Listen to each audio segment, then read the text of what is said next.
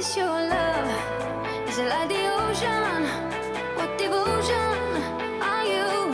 How deep is your love? Is it like Nirvana? Hit me harder again.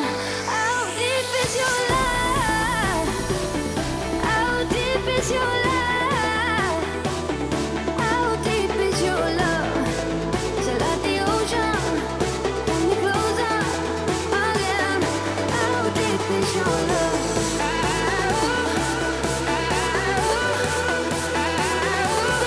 How deep is your love?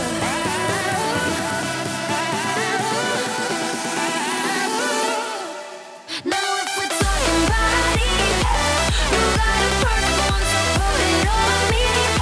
Swear it won't take too long if you love me right. We fuck for life, on and on and on. Now if we're talking body, you got a perfect one, so put it on me. Swear it won't take too long if you love me right. We fuck for life, on and on and on. Open up my eyes and tell me who I am. Let me in on all your secrets. No inhibition, no sin. How deep is your love? Is it like the ocean? What devotion are you? How deep is your love? Is it like Nirvana? Hit me harder again. How deep is your love? Let me disarm you. There's an army I'm fighting around your heart. Let me disarm you. 'Cause baby, I just wanna love who you really are.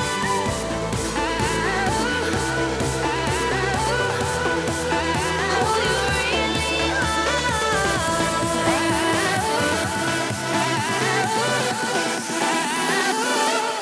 Oh, now if we're talking body, you got a perfect one, so put it on me.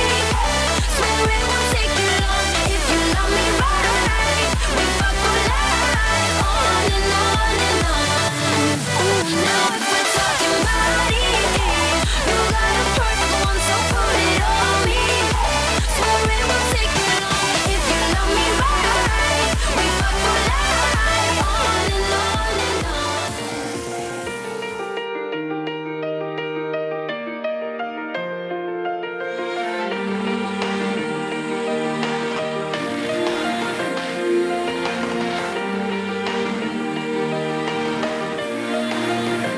Yeah, you could be the greatest, you could be the best. You could be the King Kong banging on your chest. You can beat the world, you can beat the war. You can talk to God, go banging on his door. You can throw your hands up, you can beat the clock. You can move a mountain, you can break rocks. You can be a master, don't wait for luck.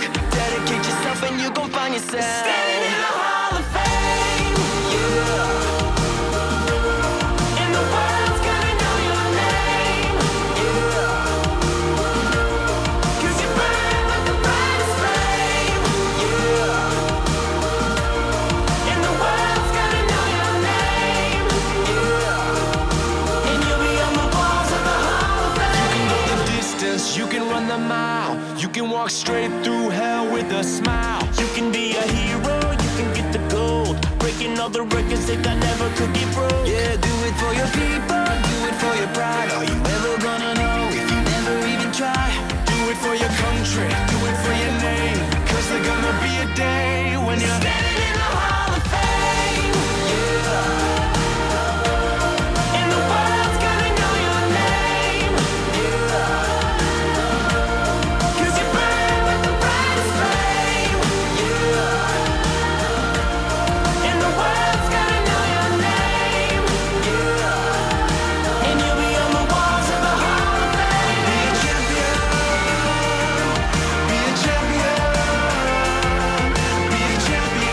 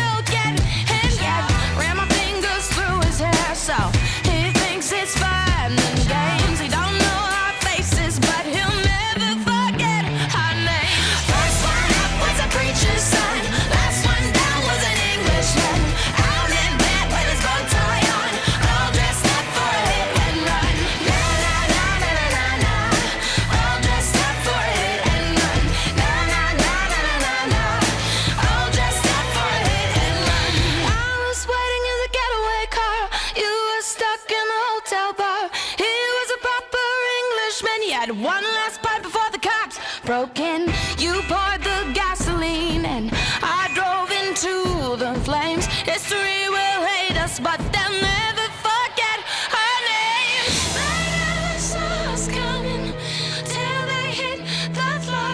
They just kept begging for more, more. They never saw us coming till they hit the floor. They just kept begging for more, more. First one up was a preacher's son. Last one down was an Englishman. Out in bed with his bow tie on, all dressed up for a hit and run. Na na na na na na na. All dressed up for a hit and run. Na na na na na na na. All dressed up for a hit and run.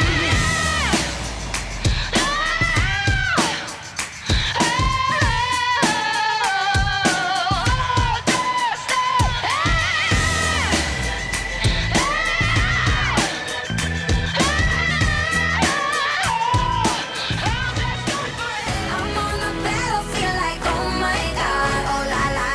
Knocking soldiers down like house of cards, oh la la. I'm a one woman army, oh la la. Yes, I'm a one woman army, oh la la, oh la la, oh la la.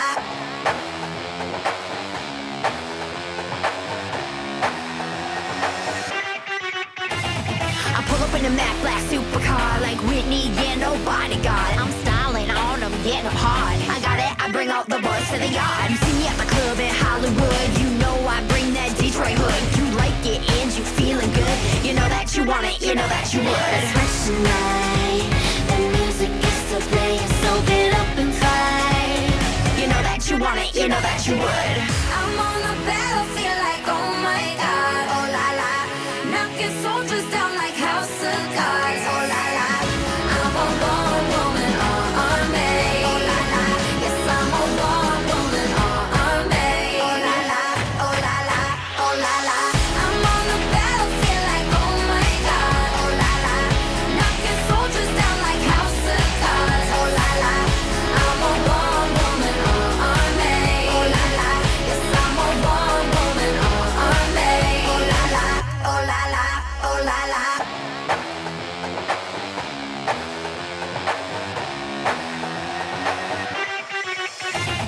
I hit you with that kung fu Jackie Chan, boom, boom, boom, pow, I'm super fast. High heels, big deal, I kick your ass. They gunning, they running, and that makes me mad. If you wanna rumble, all you gotta do is ask. I'm a rude bitch boy, can you handle that? I love to play, but I don't really need a man. No daddy, no visa, I got my own cash. It's fresh tonight, the music is still playing, so get up and fight.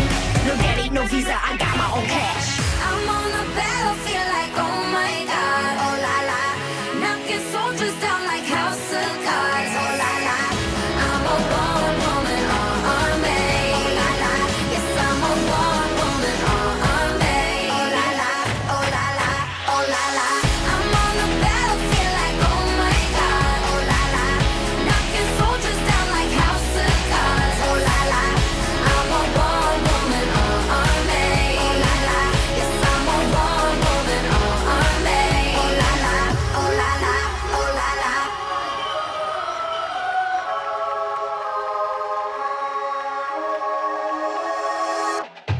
One, two, three, ha. March if you don't give a fuck. 1, 2, 3, ha.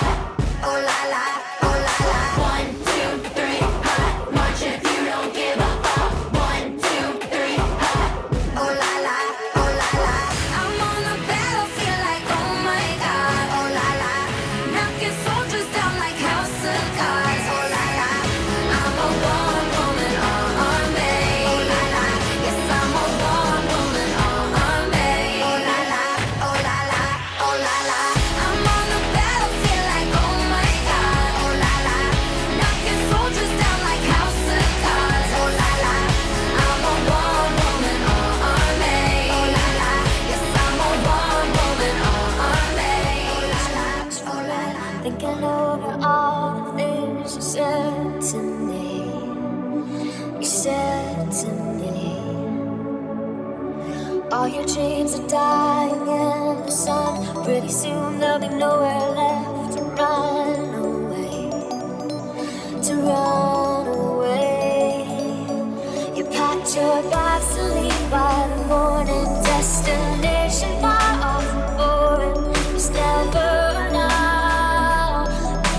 never know. Baby, won't you take me? Baby, won't you take me with you? With you. Baby, won't you take me? Baby, won't you take me with you? With you. 'Cause I don't wanna be alone tonight.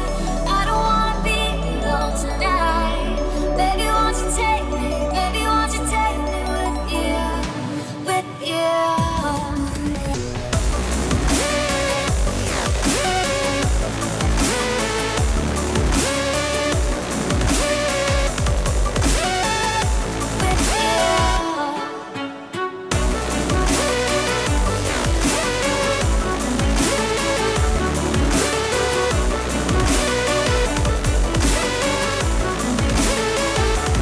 Baby, won't you take me? Baby, won't you take me with you?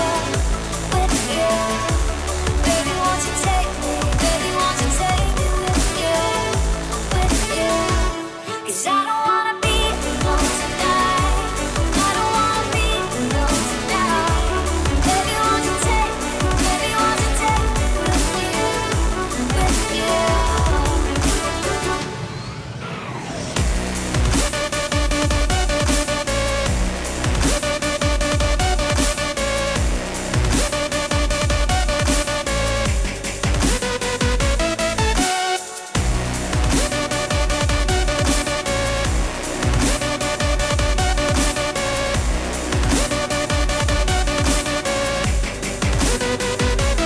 Feel my heart, it beats like a stopwatch running out of time with each tick tock. It's never now. It's never now. Baby, won't you take me? Baby, won't you take me with you? With you. Baby, won't you take me? Baby, won't you take me with you? With you. 'Cause I don't wanna be alone tonight. I don't wanna be alone tonight. Baby, won't you take me? Baby, won't you take me with you? With you.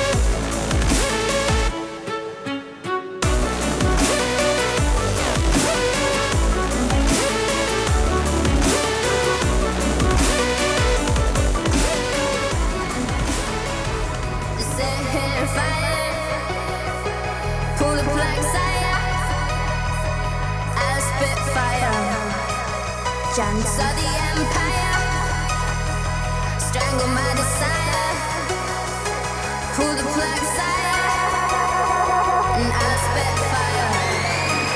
I'm borderline happy and I'm borderline sad, I'm borderline good and I'm borderline bad, and I can't get rid of that tingling fear. You taught me how in my head gets clear. I live my life in shackles, but I'm borderline free. I used to be blind and I still can't see. And I want you around to change your mind. You tell me nobody breaks my stride.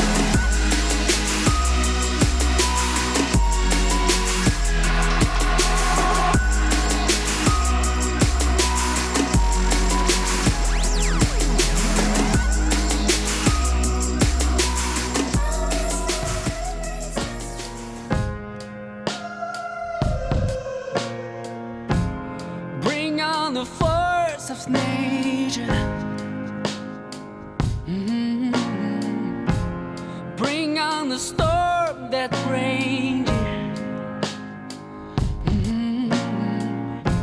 And if you get lost in the shadows,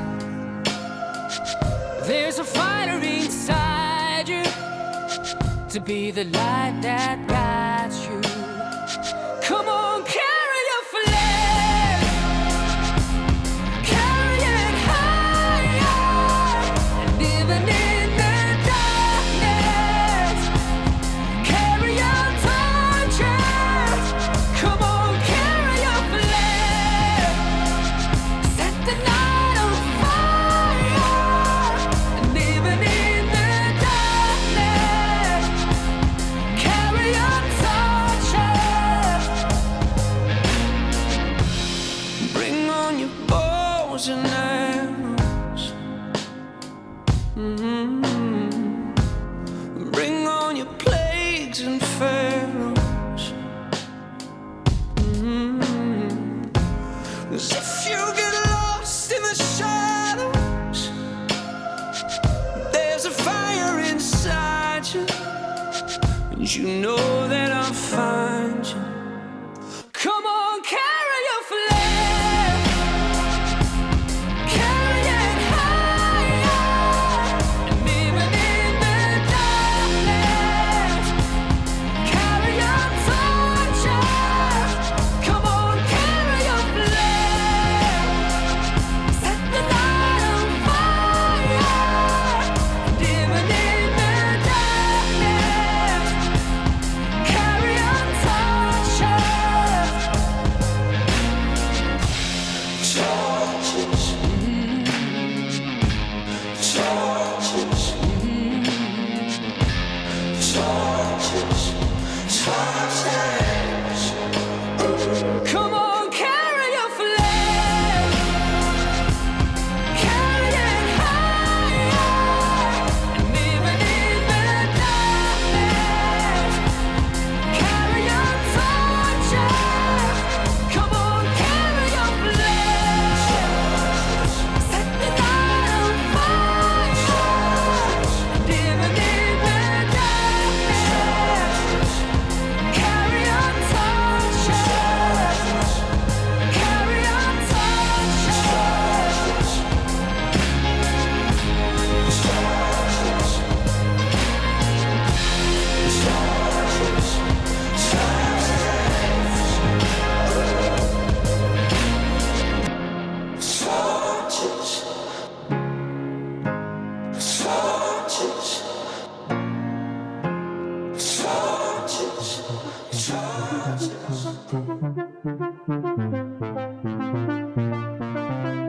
It's you and your world, and I'm caught in the middle.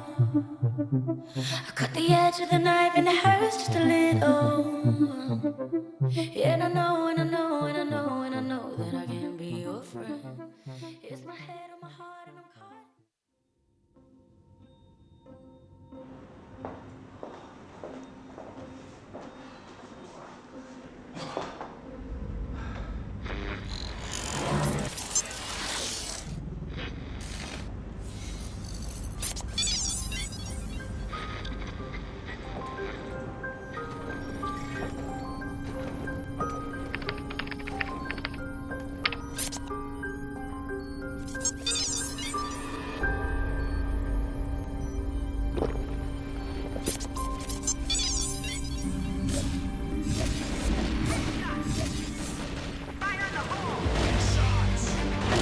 Crossfire. Everyone's FPS dream. It's more than a game. There are many paths to victory, and the champions are not only made in the arena. Do you still remember the joy and inspiration? Do you still remember the confidence and adrenaline? Do you still remember your original intention and the passion?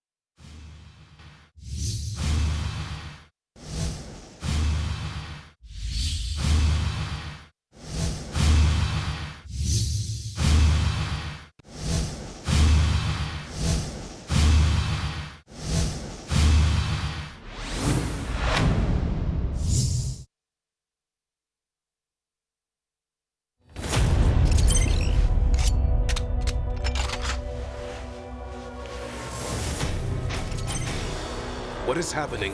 We found the enemy traces around the base. Be on the watch. Is deployment ready? Everything is going according to plan. Team 1, break through the left side. Team 2, suppress the fire. I need you to remember, at the end of the war, only the winner will stand, and the loser will fall. First group, get the high ground. Second and third troops, suppress the fire. Listen, the war comes and goes. But we, soldiers, always remain loyal. Fire!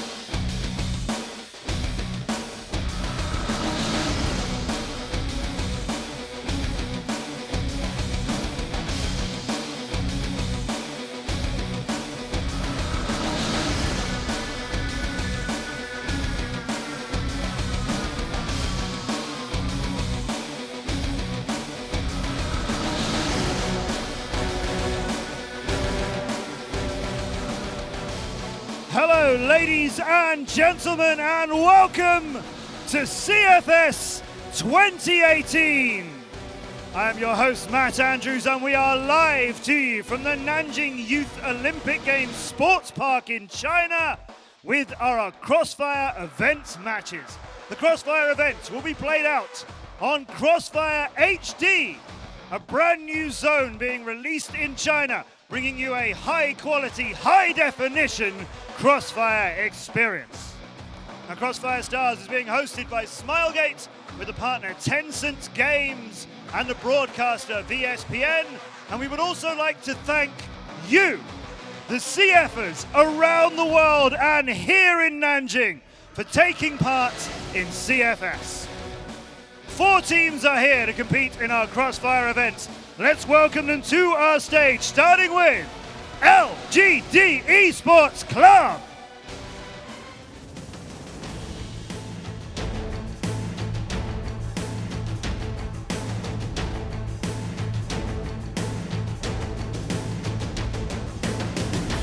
LGD Gaming are one of the leading esports clubs in China. They have attracted many experienced Crossfire players and newcomers with great skills. We look forward to their performance. They are LGD!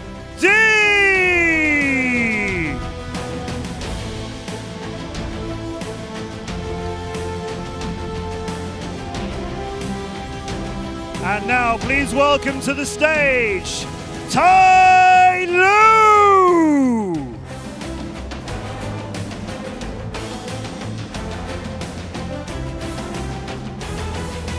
Tyloo Esports Club was founded over 10 years ago. They have a long history with FPS games, and with continuous growth, they are now one of the most influential and professional esports clubs in China and the world.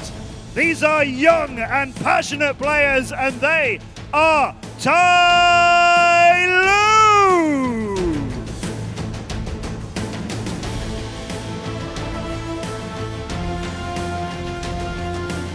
And now please welcome our third team for the Crossfire event, OMG Esports Club.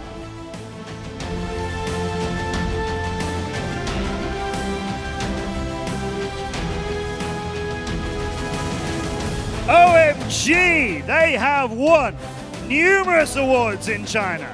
They are here to demonstrate their strength in our Crossfire event matches on Crossfire HD. They have a strong lineup. They are OMG!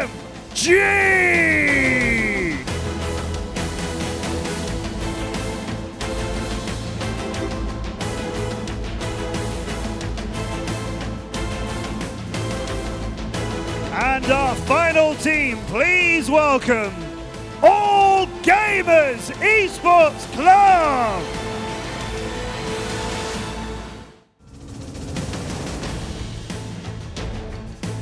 Since they were formed, AG have won countless championships. They made a name for themselves with their brilliant Crossfire team renowned for top performance throughout the years. They are an all-star lineup with experienced professional players and top-ranking players from other FPS games. We expect to see great competition from All Gamers!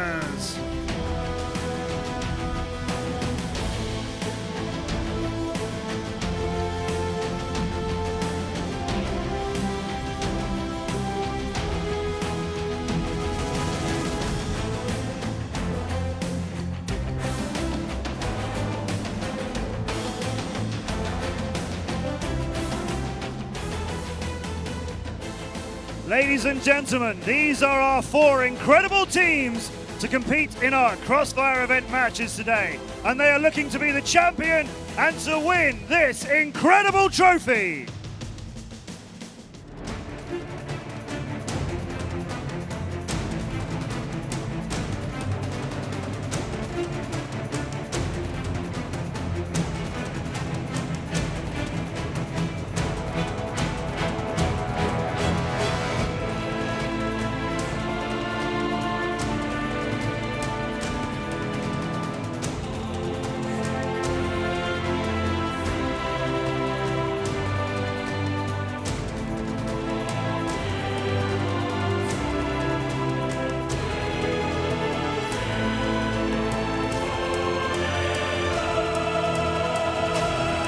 GD, Tyloo, OMG, and All Gamers. One of those teams will become the champion of our Crossfire event matches. Let's go to our commentators and let's see some of Crossfire HD as they fight to be the champion and win this trophy.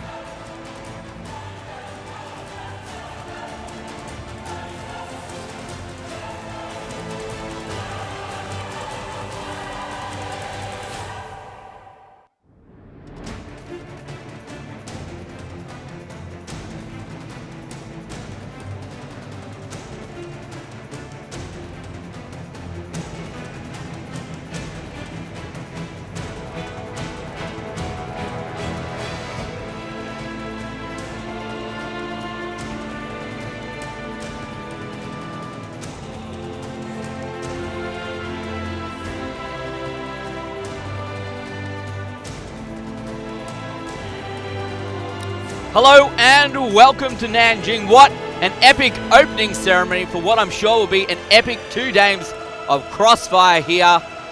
Gents, can't get any cooler than this. That's one of the best stages I've ever seen. And to kick it off with Crossfire HD, that's a pretty good way to start.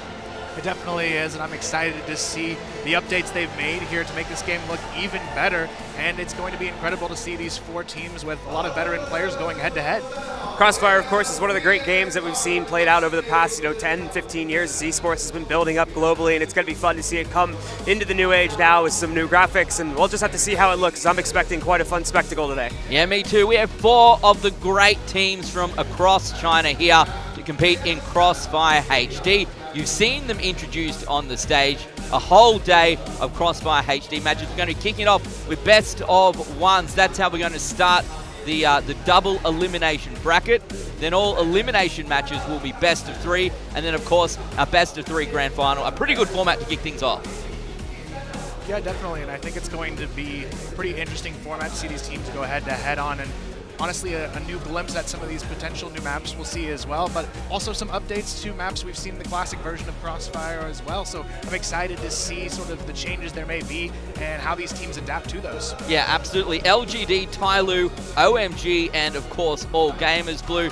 We've heard these names before across any number of FPS titles, so it's exciting to see all these pro players come together and play Crossfire HD. Yeah, absolutely. These are some very legendary clubs. Even if you're coming from other esports games like League of Legends or Counter-Strike, these names should be very familiar to you. These are some of the best Chinese clubs in the nation, and obviously they're going to be bringing quite a spectacle for today's event, including some old pros as well. Yeah, that's the most exciting thing for me. We have players from other games. We have, as you said, old pros. From Crossfire players competing in CFPL, things like that as well. So they have a ton of experience, and I'm interested to see how they take their expertise and apply it to Crossfire HD. An all-new Crossfire experience, that's the tagline. I'm loving it because always like those HD graphics. That's me personally. It's good to see. So let's have a chat about these maps as well. There's 3 maps, Black Widow, Eagle Eye, and Naval Base. Talk to us about what we will expect there. Yeah, so when you look at Black Widow, I think it's going to be the most similar map to what we would come to expect out of it. It's just going to be a pretty straightforward version that doesn't have, I think, too many severe changes. But when we look at those other 2 maps, I think that's where the variety comes into play that these teams have to be prepared for. Eagle Eye is sort of a condensed version of what we saw on Ankara, and I think it's going to be interesting to see those teams take those battles in an even closer format and how they may change their strategies to accommodate that map. And then, of course, Naval Base being a fairly new map in this one. It's definitely not like the sub base we've come to expect here.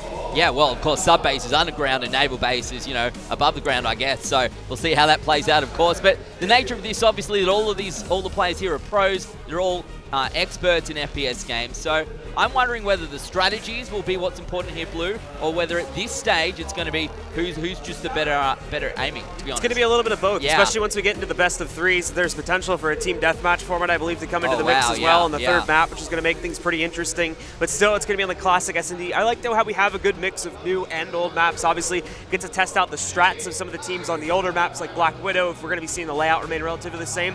And it tests the aim capability, of course, on those newer maps, along with the creativity of the leaders of these teams, that they're able to come up with new strats and layouts that they might not be familiar with. Yeah, and of course, as you mentioned, if we go to that 3rd and final map as well, Team Deathmatch, well, that will be interesting. We'll see how the strategies changes in that scenario compared to what we're used to in the Search and Destroy type of game mode. So that's going to be crucial as well. So as we said, best of 1s to start things off. It's going to be LGD versus Tyloo as our first match, and then OMG up against AG.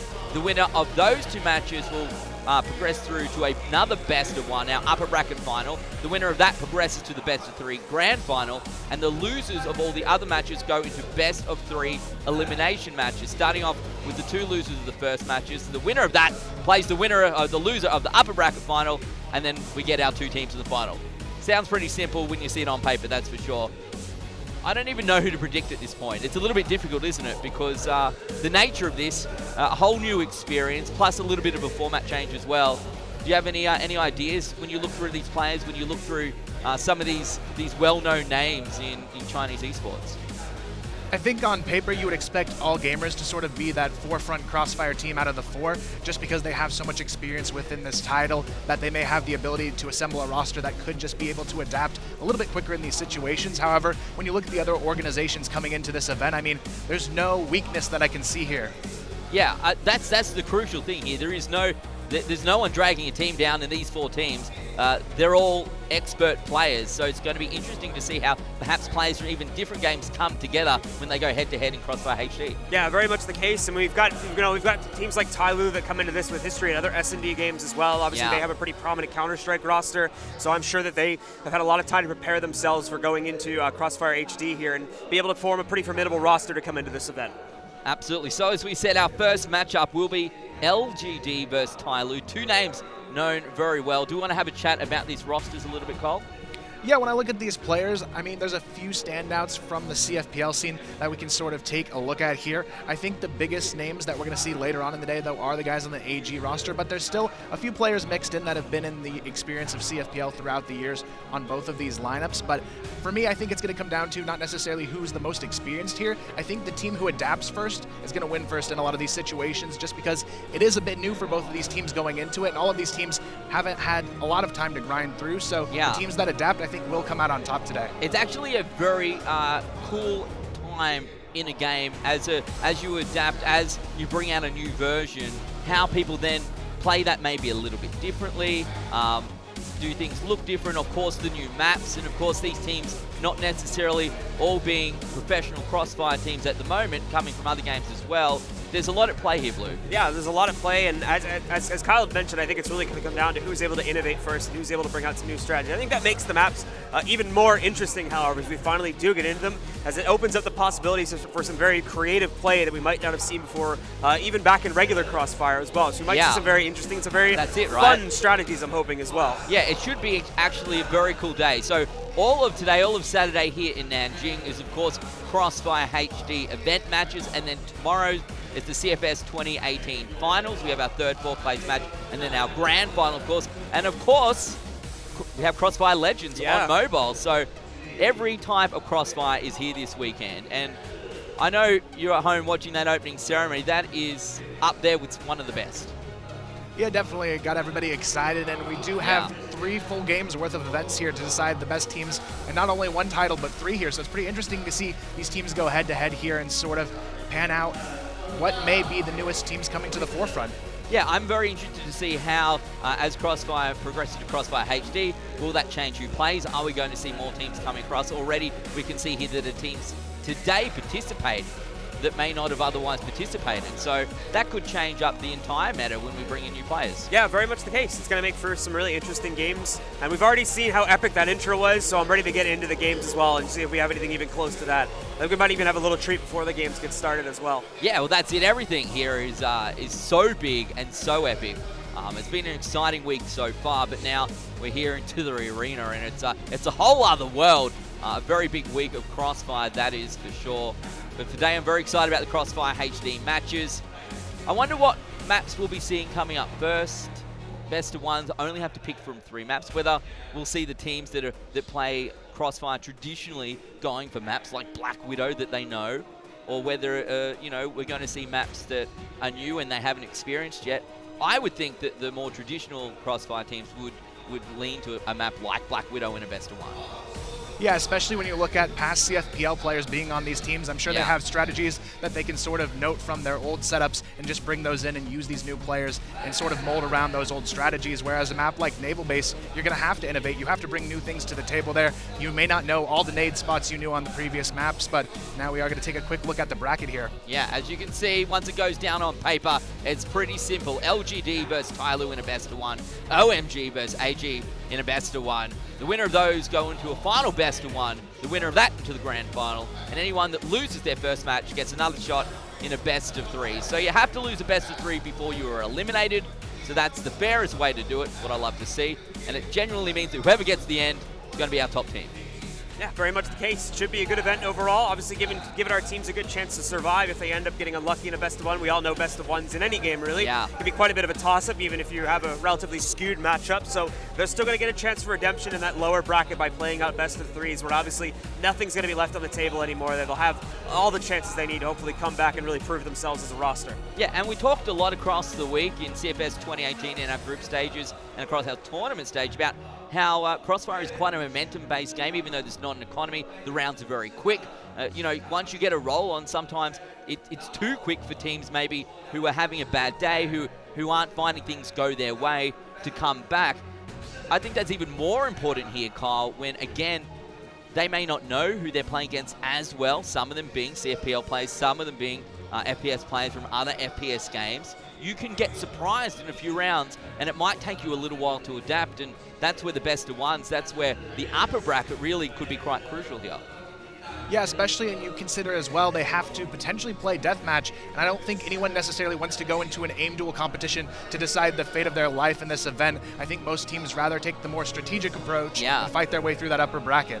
Well, I guess that's interesting as well, because if you are one of those teams who isn't playing in CFPL at the moment, if you haven't got those players, then maybe going to a deathmatch type game for the decider that might actually be in their favor. Yeah, it's certainly gonna throw things into a toss-up. And as we were talking about before, with kind of the aim versus strategy aspect, in a team deathmatch setting, a lot of that's just gonna come down to raw aim at the end of the day. So if we end up seeing our teams be more even keel when it comes to strategy on the first 2 maps, we get to just have an all-out brawl on the 3rd map to decide who gets to move forward. Yeah, it's a pretty exciting prospect for a pretty exciting 2 days of Crossfire, that's for sure. Our team's just getting ready at the moment. I'm sure we'll be getting into game any second now, but look, as we have a look across a full week, I think it's actually pretty incredible that we see a full week of Crossfire across 3 different titles, giving everyone who plays the game an opportunity to show just how good they are. There's not many types of games where you would get that sort of opportunity. Not many people get afforded that.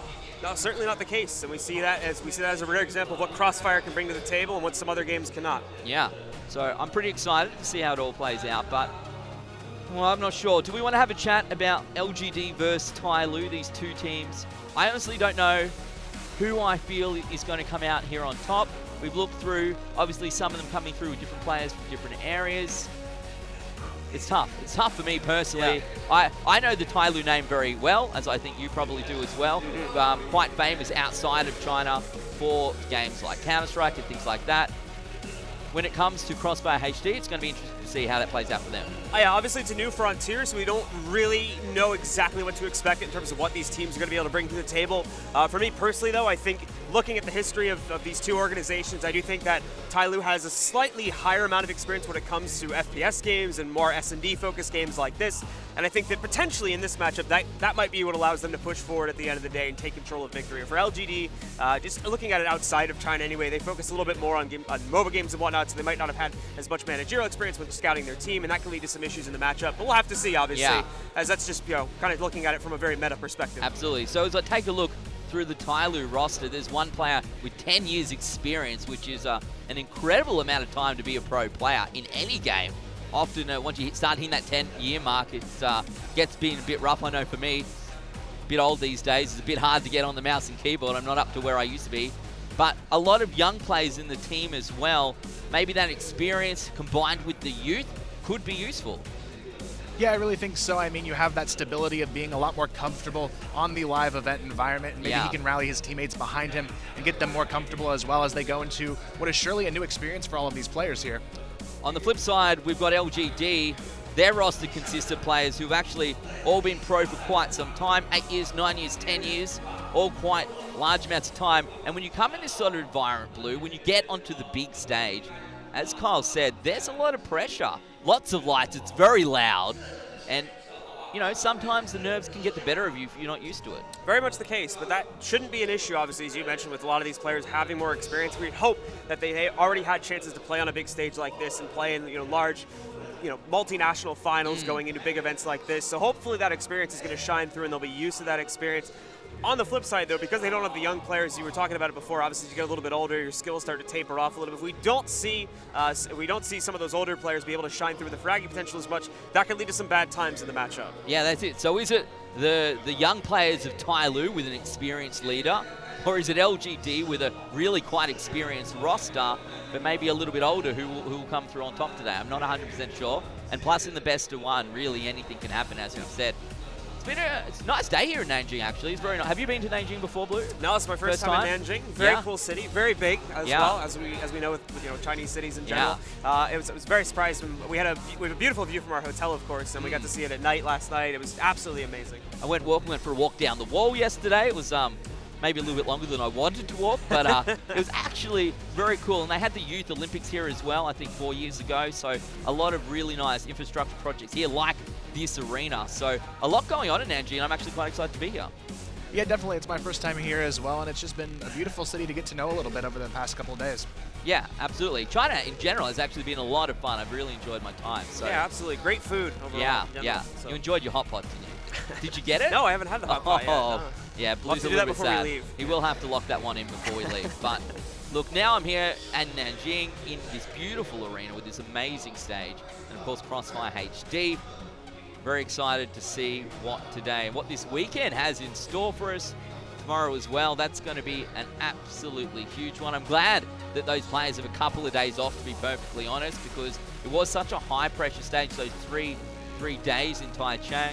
a lot of games played, so much on the line, knowing that you have to win out in the group stages in Taichung in the venue there before you make it to the arena here and get to play on the big stage. Yeah, definitely a lot of pressure and anticipation, though, as well. I mean, when you have 2 days off, you got to wonder who's going to come in hot or who's going to come in cold when we go into that grand finals day. Yeah, that's, for me, a pretty big talking point. Hopefully, they'll have come through. I guess they both played their same games at similar times, both a couple of days ago.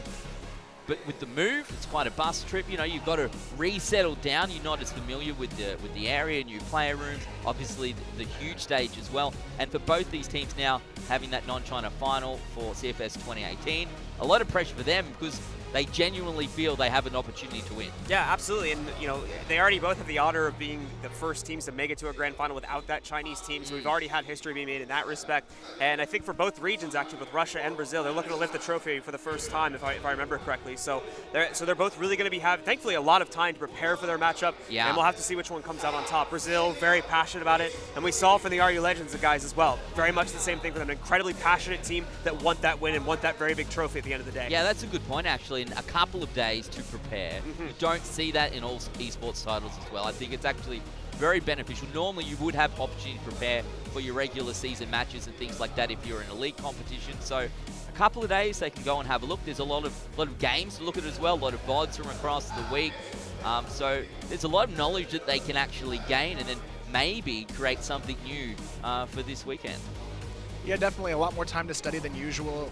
In past events, it's just been back to back to back, and a lot of players seem almost burnt out by the end, but I think it'll be nice to have everybody fully refreshed and see a truly passionate grand final here. Last year was a very long run of days, wasn't it? So it's nice they can come down and they can check it out today as well. They can get a feel for what the arena is like and watch some Crossfire HD matches as well. Maybe that's the future for them, the future here of Crossfire in China. So this is a lot to see, a lot to take in. 3 maps. That's the kicker here for me, Blue, for a Crossfire HD. Even though it's a new way of watching Crossfire and playing Crossfire, you don't have to learn that much in terms of maps. We're not coming in with 5 full maps. There's 3. That's a bit of opportunity. You should be able to get a good gauge of how to play out 3 different maps if you've got the practice. It's a very palatable number of maps at the end of the day. So that's a great way to put it. Yeah, so it shouldn't have been too much of an issue for our teams to be able to get prepared for that, considering one should be relatively familiar. Second, somewhat familiar with some new changes, of course, and then only one map that I think is going to be coming in completely new or completely revamped anyway for a lot of the teams that'll be entering this event. Yeah, I think that's the best way to put it. We have essentially an old map, a half new map, and then essentially a brand new map. So again, how that comes out into picks and bans, how that comes out into the order of maps played in a best of 3. Which maps do you want to play as Search and Destroy? Which map do you want to play as Deathmatch as well, should you get to that point? I'll be interested to see just how close these matches are as well. There's potential for teams to come through and really power through, obviously, the best of 1s. And then if they're that much stronger in the best of 3s, maybe we won't get to see a deathmatch. I know you're interested to see how the casting plays out, but I'm definitely interested to watch it, Kyle. Yeah, and it's weird to see Eagle Eye for me in the map pool as well, because a lot of players in the current game actually use it as sort of a free-for-all warm-up aim map on the current version of Eagle Eye in the game. So with a little snowy revamp that I've seen to it, I think it's going to be interesting to see how players actually take the tactical front on that map, because it's not something they're going to be used to having on that map. Right. They know the map inside out, but it's different when you're essentially aim dueling on the map to warm up than it is to actually learn where are the smokes going, where are the flashes going, what are the nade points. Yeah, absolutely, and that's going to be the thing that teams have to learn, especially going on to our new map. They're going to have to really quickly try and figure out the way to properly throw some smoke setups out, along with the best choke points to try and push into. We've seen in quite a few of our other maps and normal Crossfire that they do tend to be a little bit choke point heavy. Yeah. If we end up in a similar situation, teams are going to have to innovate very quickly to find routes to get onto sites on their blacklist side, as otherwise they're going to end up getting crushed there, and we get up with a very global risk-sided map. Yeah, that's the real potential. If they're not as 100% confident, you don't know where can I rush to? What is the furthest I can get without getting picked off by a sniper? Who can get to what point first? What's the timing for a grenade or something like that as well? So we'll see just who's put the work in. That's the real kicker here. Who's done the most work? Who's done the most preparation coming into Nanjing? And who's going to take home that epic trophy that just rose up out of the ground? That was a surprise. Yeah, definitely a surprise there, but I'm sure it's motivating for all these players to see sort of the fate in front of them now and a chance to grab at it. Yeah, look, I want it, but I know I can't win it, so it's going to be one of these. I know four I teams. won it now. Yeah, after yeah. we saw that ceremony, Yeah. right? You know, normally don't see that in like Western tournaments. They don't hype up the trophy as much. That was Yeah. really cool to see, and it's an awesome trophy as well. You got the logo embedded into it too. It's To nice see and big the F also. come up with the handles. Yeah, it's dope. It's actually very cool. So Very awesome trophy. Yeah. Well, that's what they're playing for, and we're going to know our Crossfire HD champion by the end of today. But 3 best of 1s, 3 best of 3s are what remain. I suspect, as I said before, we're heading into match number 1 very, very quickly. The team's just warming up those booths as well behind us. Very, very cool in this epic arena, this epic stadium. Honestly, after last year, I saw the stage and it was incredible. Like, I don't think that they can one-up that, but I was wrong, and we have most definitely one-upped what we saw in 2017 here in 2018. Yeah, it's always bigger and better every single year, and it's going to be exciting to see with the updated game as well, another new big thing coming into Crossfire. Yeah, that's it, right? It's bigger and better, and now, yeah, as you said, Crossfire HD, that's how you go one up. You make the game even better. Yeah. Looks even cooler. It's going to be cool to see how the Chinese scene adapts to that as well, moving over from the old game to the new game, since the play style, I imagine, is still going to be relatively the same, just with maybe the map pools getting changed up a little bit. Should be still relatively familiar territory with obviously a bit of a new age spin on the graphics. Then we'll get to see some of the other regions hopefully jump into that later on as well. It's cool to be at the start of something, as you know, as Crossfire moves across to Crossfire HD, as new game in China, get to try it out.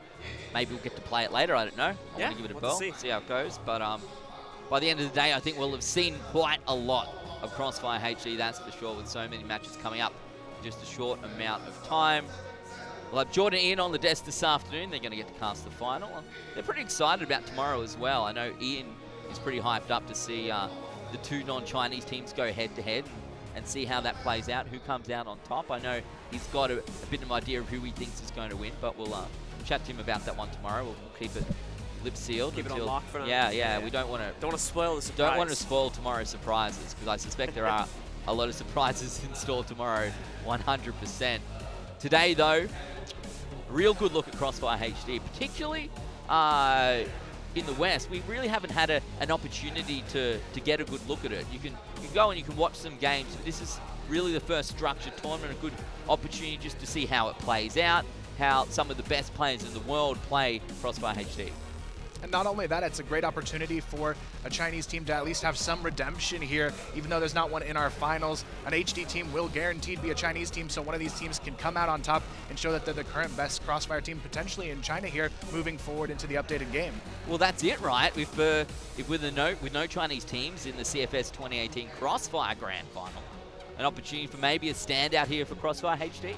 Yeah, absolutely, and it's a chance to make your mark early on. It's a chance to define yourself as a top player in, a new frontier for Crossfire, and hopefully we'll see them continue to shine, moving past this invitational event, and as we get into more, structured sort of league play or more structured tournament play, as we see future events come up as the months go by, and of course we see the game come more and more into the public fold. Yeah, that's what we're looking for, to see how it plays out across the next 12 months, and this is really the start. So it's very exciting, a great opportunity to be able to see some of the best players in China play Crossfire HD today, and to see maybe what's in store for the future. A bit of a, again, a little taste of what we might expect down the track as, it starts to come together and teams start to learn it a little bit better. But today's going to be a very good example. We'll get a great understanding of just where these teams are at right now.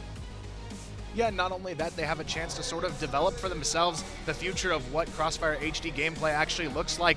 But as we hop into it, our first roster here, LGD Gaming, the big name that stands out to me is Nice, being sort of that veteran player on the team with CFPL experience. But LGD overall, I think, against Tyloo, they've got a lot of young talent there, so it could be a tough one to go up against.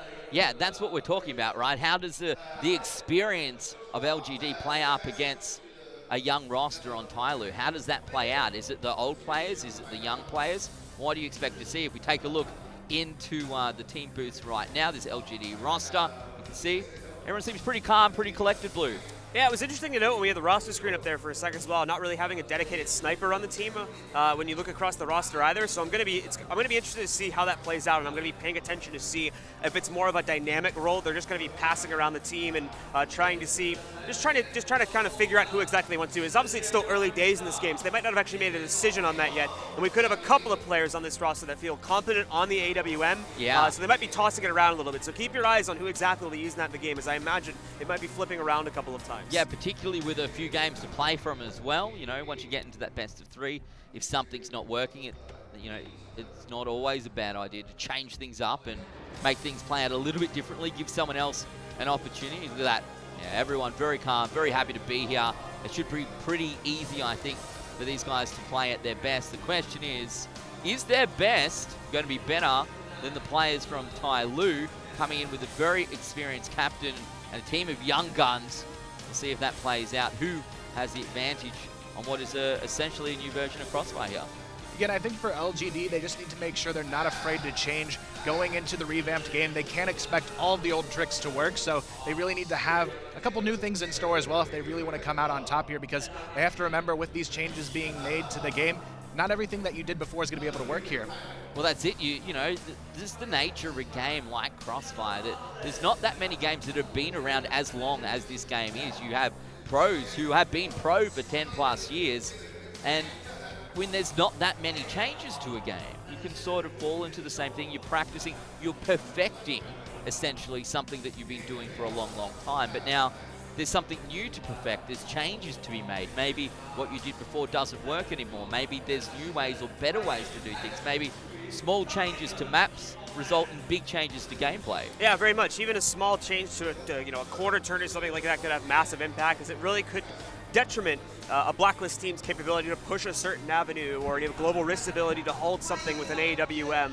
Even very slight changes of the capability to change things up, and it should make for some very interesting gameplay if we do end up having that on some of the more classic maps like Black Widow. We take a look at Tyloo here. You can see our order for Tyloo has 10 plus years, a lot of time. Sai over there. We'll see how this works out with. You can tell just looking at them, they're the young group of players. So for me, it's, are they going to be in here having fun? Is the pressure going to be on them? Playing in front of this crowd, playing with all the lights. What is their experience in other games? How does that transition across? Yeah, I think for Tyloo, they just need to be the team here with all this young talent that just sort of pushes the nuances into the game, isn't afraid to push the envelope here and try new things against this experienced roster, who's going to be playing, I think, a little bit more too stable for this new game. They're not going to be, I think, as eager to try new things and make those necessary changes going into this remastered version.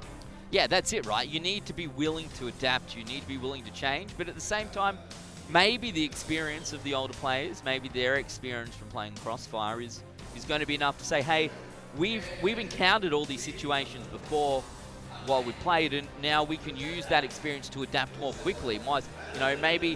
Maybe even though it's different, it's similar enough to something else. You go, hang on, last time when this happened, we were able to do this. Maybe we can apply it here to this new map. Yeah, definitely going to be the case. And I think that having such an overall experienced veteran leading the team for Tyloo is certainly going to help them.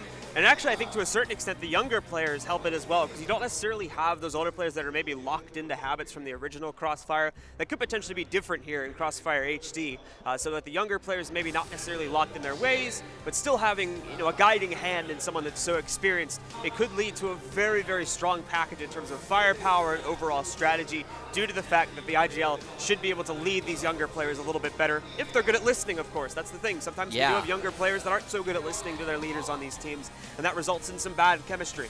Yeah, that's a very important thing. How do they all come together? Are they willing to listen to their order, to the in-game leader, and use that experience whilst combining that with what you would assume is a little bit better mechanical skill, being younger and quicker reflexes, better at moving across. It really does seem to wear down over time, particularly if you've been playing for 10 plus years. That's a very long time to be doing the esports, that is for sure.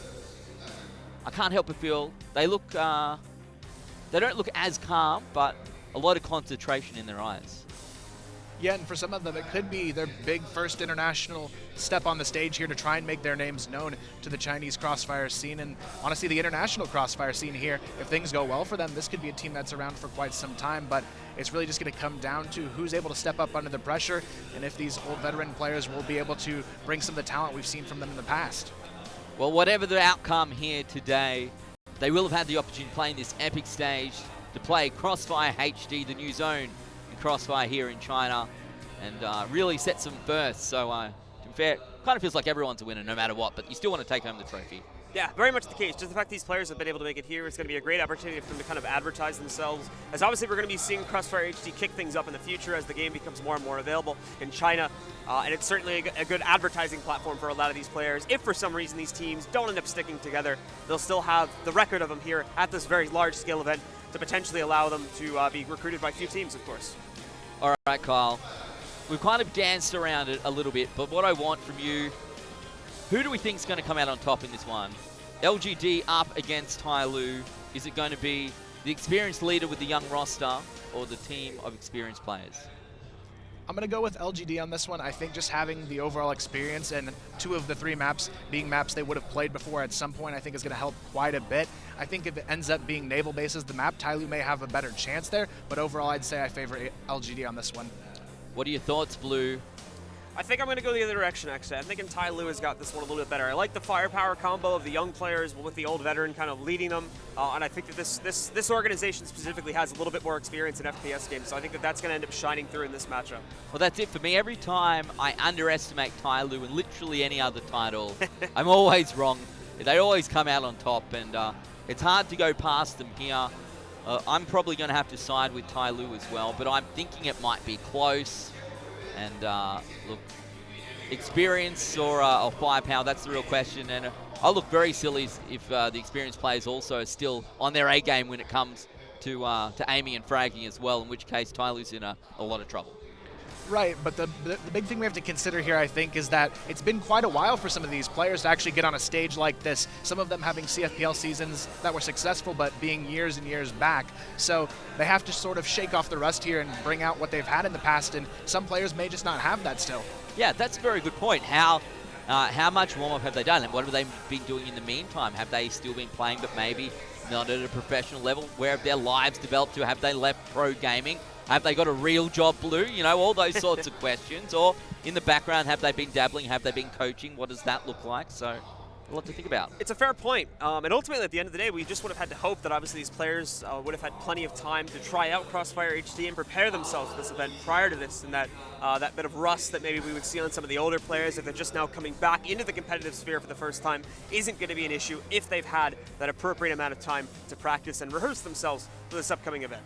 Well, that's it. Well, we can see the teams are in their booth. The stage looks ready to go. All of our players looking very eager, a lot of concentration on their faces, and I suspect they're ready to kick this one off in just a second.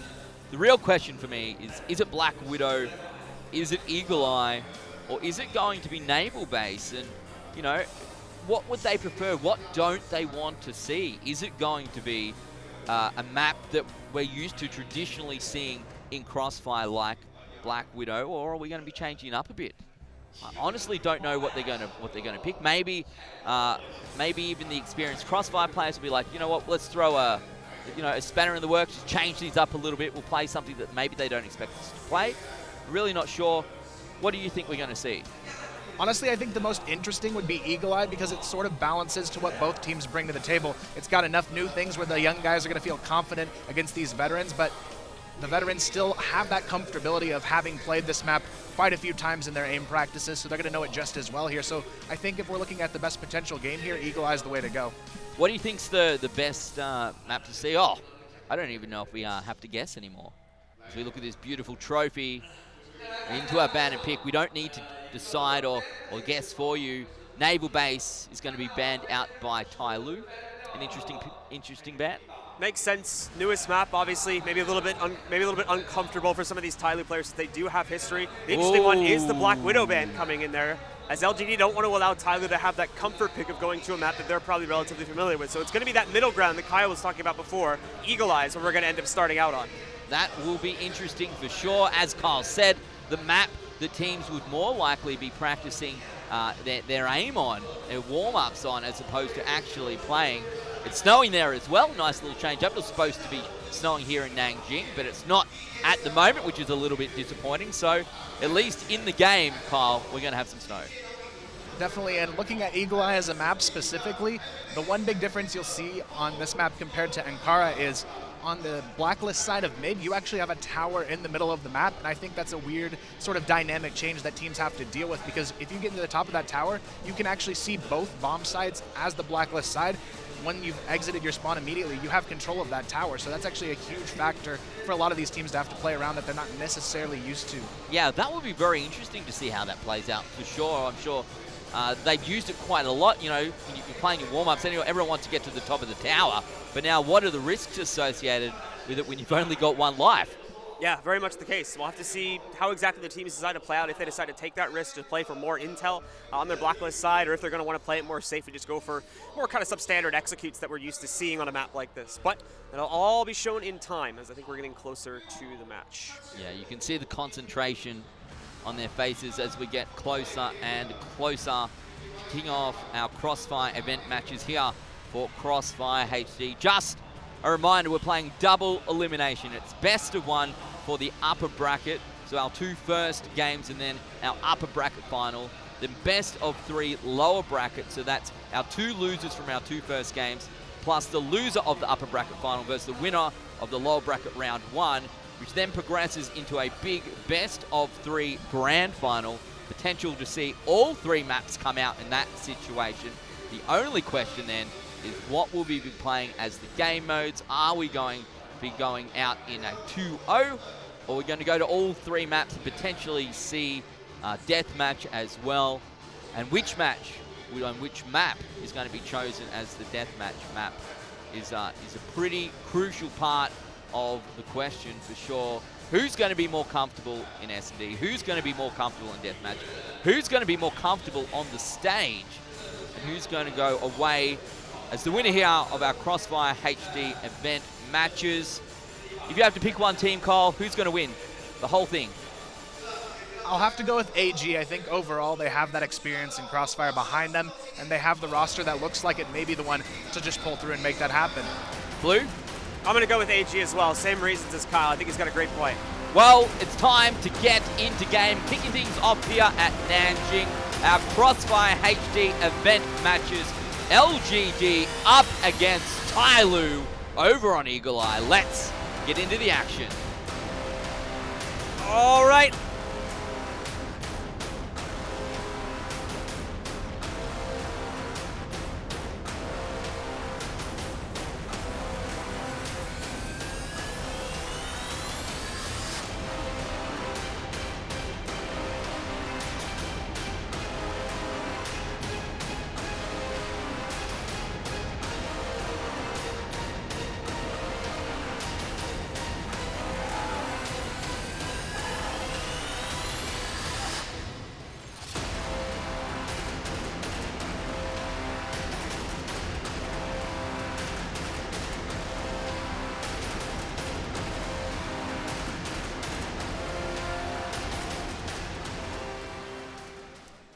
All right, ladies and gentlemen, welcome into our first map now. We're going to Eagle Eye to start things off, and most importantly, welcome to Crossfire HD Zone. This is going to be the first time we'll be showing it off. It's a pleasure, as I'll be joined once again here by Kyle, and we're going to be taking you through all the action to start things off. It's Tyloo versus LGD. LGD will be starting off on the Blacklist side for attack.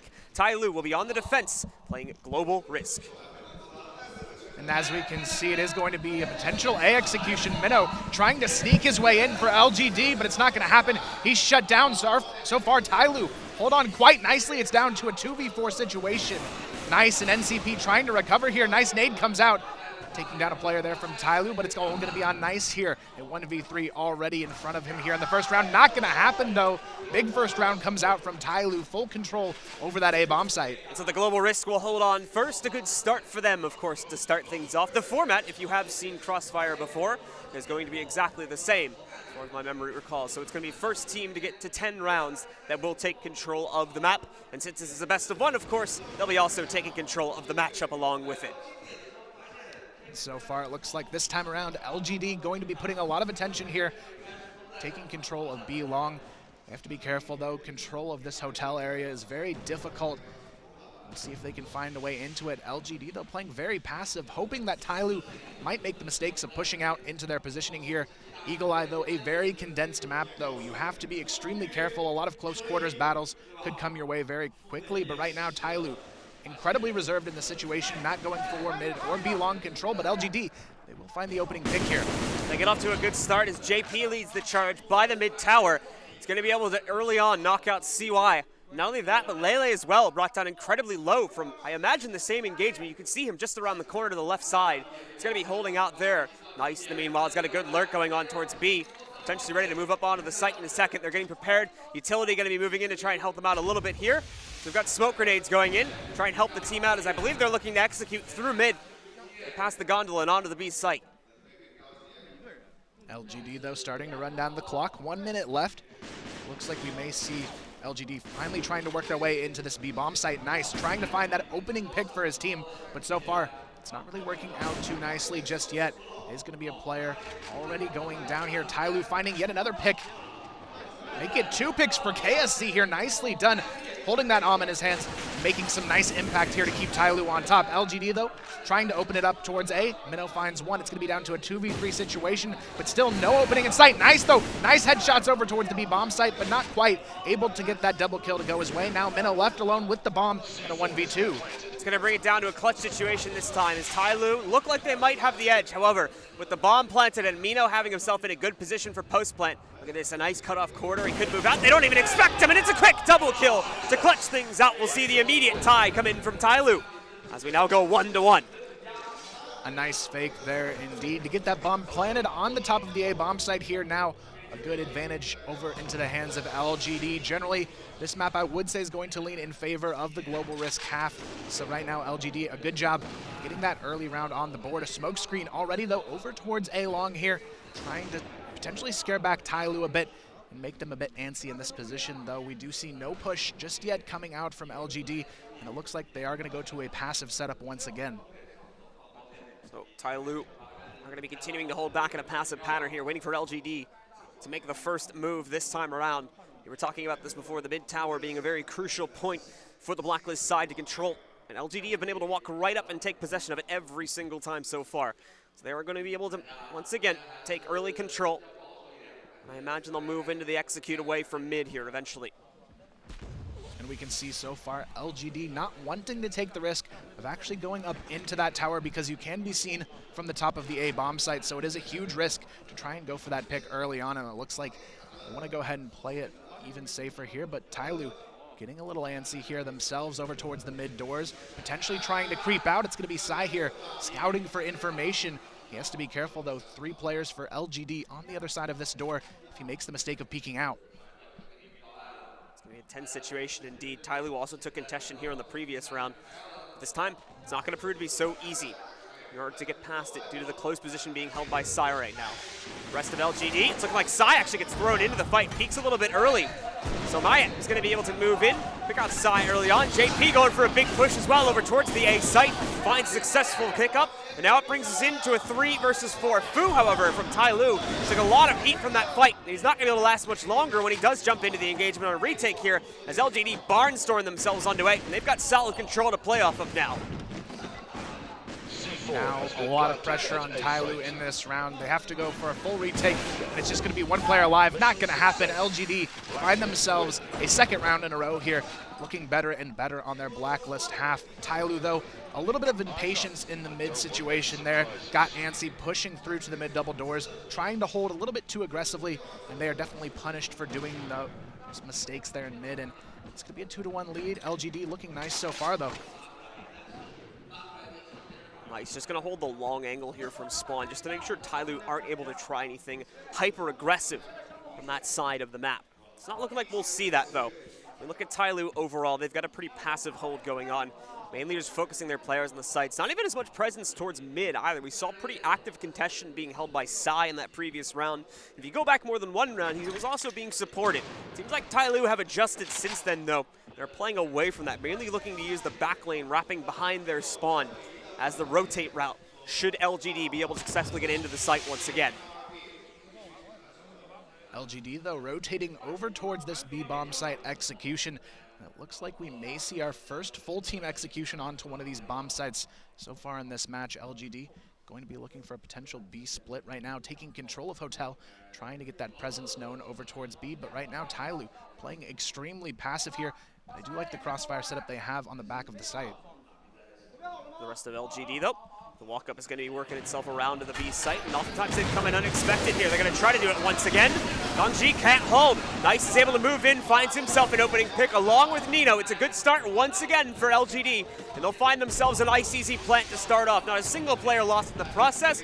Most still at pretty decent HPs to fight in the post plan as well. LGD once again looking primed for another round on the board. Tyloo continuing to struggle on their defenses. Lele, Sai, and KSC, though, going for the retake. Not going to happen. NCP already finds one, down to a 5-on-2. They've got to move in quickly. Right now, though, there's no openings just yet. Sai finds one, but it's not going to be enough. Sai, though, looking for another. Not going to happen, though. 2 for him on the round, but he will eventually go down as LGD pick up another. And so the Blacklist side continue to dominate. It's a massive streak that we've seen LGD go on now. And of course, it nets them a decent lead early on in this half at 3-1. About halfway through the half now. Tyloo needing to quickly find themselves footing over on this global risk side if they want to have any hope at all of being able to continue the fight going into the second half. And now we will see if there's any recovery in store from Tyloo. So far, though, after that opening round, things have looked a little bit sloppy on their front side, trying to hold down the fort. It's not happening just yet for the side of Tyloo. LGD, though, great patience on their Blacklist half, waiting for the mistakes to be made from Tyloo and just sort of sliding their way in at the opportune moments. I liked the execution last round over towards the B bomb site. Very methodical. They had some key nades in place to take that one through, and now it's going to be up to Tyloo to find their response here before things get too far out of reach. LGD, though, continuing to hold back and continuing to run down the timer in a much more passive fashion as we've seen in previous rounds. Not wanting to force the envelope too early on. Oftentimes taking the long routes around to the sites as well, and that's been the key for this round too. Have players in position to execute onto both sites, but it does seem they are gravitating towards B through the hotel again, which is an area that Tyloo has not really chosen to contest whatsoever. So every single round, we've seen LGD able to walk up to it and take that easy control, which of course gives them the free walk up around the corridor leading up to the B site. LGD going to be wrapping around towards A now, potentially a B fake in the making here to take this bomb now over towards A. We saw that work. That's actually how LGD got their first round on the board with a nice B fake to get the plan off at A. This time they are going to send a couple players back towards mid. Actually, a potential mid split onto B coming out from LGD. Tyloo again, though, playing almost overly passive. They have no map control in this situation here, and LGD again going to try and exploit it towards B, but Sai finds a huge triple kill, shuts it down. Finally the trade comes through, but it may not be enough. A 1v5, surely not possible at this point. It's going to be up to Mai here to try and make it happen. Not going to, though. Tyloo, very clean round, but surely they have Sai to thank for that one. And so Tyloo pick it up after a massive streak coming in from LGD, picking up 2 rounds in a row for themselves. Best we've seen yet. Tyloo do battle it back, keeping this game even at a 2-3 overall scoreline. Still plenty of action to go here, of course, as we've got 4 rounds left in the opening half before the teams will switch sides, and we'll continue to play out 9 additional rounds until one of our 2 teams gets themselves up to 10. And it looks like Nice does want to try and go for the tower pick this time around. You have to be very careful, though. You can be seen here from the top of A, so he's being very cautious in this position. Doesn't want to get picked himself here. The defenders could be sniping just as easily in his positioning. He will fall back, though, just trying to get that early advantage, maybe find some information up there for his team to work with. But Tyloo, again, playing off of the tower on A. They're just going to be playing very passive angles and holding for the push. But last time around, it was successful. Sai picking up 3 on that hold. They have to rely now on the other players as it looks to potentially be heading towards A this time around. Riley's going to be holding for waiting for that strong push to come out from mid if we do end up seeing it on LGD on the inside of Radio Hall. Not going to be the case, though. LGD once again biding their time and continuing to run it down until it gets incredibly low on the clock, at least until around the 1 minute mark would be the earliest I think we'd see it. But no, they're going in a tad earlier this time. LGD try to brute force their way into A, and once again it's completely failed. Lele, Sai, and the Almer from Tyloo picking up frags, but LGD are bringing it back. Nice and Maya finding 2 kills in their own regard. Nice try to find more with the AW on the backside, but he'll get picked off by the rotate coming in from Dongji, leaving it all on one. Maya in a 1 versus 3. They're trying to keep this round together for LGD. a very tough one, but it would put his team in a position to stay in the lead. We'll see if he can make it happen right now, though. Trouble in mid. He's going to be taken down by Dongji, and it's going to be another round for Tyloo now as they tie things up 3-3. So Tyloo continuing to keep this game relatively close now. We have had it tie up. You're mentioning before the map tends to favor a little bit more towards the defensive side, towards the global risk side of things. And they are certainly showing that to be true now. They've worked out some of the kinks on this map and are able to hold off some of those more tight choke angles that LGD weren't really having too much trouble piercing through. Here's the issue, though, is that in the last 2 rounds, LGD have been favoring A takes. This is going to be the first time we see them head back over towards B through the hotel. And that round has been incredibly successful so far for LGD. So Tyloo will have to be careful about this push once again. KSZ going to be trying to hold off the bridge, but right now 4 players already creeping up for the execution. They have to be cautious on this one. But we did see in the previous time on B that Sai had a lot of success here, but the rest of Tyloo has to step up around him here now to try and hold on.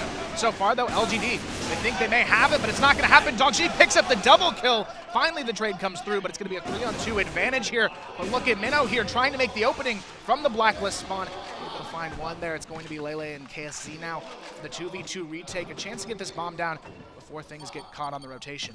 Here's the plant coming in now. Blacklist get it onto the ground, and now it's a 2v2 hold. Both players holding inside of the ski lift, though. They are going to have to try and watch out due to their conjoined hold here. Unfortunately, there's not a whole lot of options on the site in terms of a post-plant hold for them. So they are trying to shuffle around, wait for the push to come in from Tyloo, and they've got it. Both players rushing at them at the same time. Mino not doing too good at holding him off, but he does correct that. A quick pickup from him. Try switch over to the Deagle. Not going to work out. It's back over to the AK to finish things off as he relies on his teammate instead to close things down and put LGD back on the map and back in the lead now at 4-3. Still a very, very close game here so far. No clear front runner just yet. This time around, Tyloo only going to have a couple players early on over towards A. KSZ trying to go for the mid pick, taking a lot of damage though in the process. Already down to 36 HP, and he's going to have to back off here. A slow opener once again this time. Might speed up a little bit more quickly, however, when you look at the damage that was done to Kaz in the early round. The rest of the team, this time a little bit scared to even take a mid control, which is something good, something we haven't seen a whole lot of out of Tyloo just yet, which is the restriction of that mid control. LGD, for the most part, have been able to just walk right in and grab this on all the previous rounds. This is the first time they've had to take a bit more of a cautious approach to moving up towards the tower and, of course, denying Tyloo. LGD, though, looking to potentially go A this time around. 2 players ready to peek out here, but they need to be cautious. KSZ holding the angle on A long, hoping someone walks right into his crosshairs. LGD, though, looking to split it out of mid as well. They did have some success in making this happen a couple rounds back. We'll see if they can find the way into mid control this time around. They have been spotted. What a headshot there from Mino, though. Very nice way to open it up. Finds the double, gets the triple kill. Huge opening now. And LGD, they have the 5-on-2 advantage. Mino, though, looks for more. Finally goes down, but he's done enough here in this round. He's going to get caught off finally by Dongji, but the problem is, as you mentioned, the damage has been done. The triple kill's been made, and it flows all down now to Fu and Dongji to bring things back for Tyloo. Fortunately, in a 2v4, options are going to be limited. The plant has gone down as well, as you can see from the top left side. It's going to leave all of our players from Tyloo in relatively poor positions. They've chosen to split up as well. Nice, getting a great pick from the long angle to quickly knock out one of the retake players.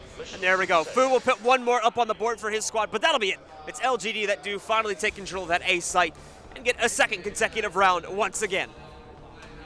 And now with LGD already securing the half, Tyloo really needs to try and find this last round of the half to try and make it a little bit more winnable for themselves going into their blacklist side here.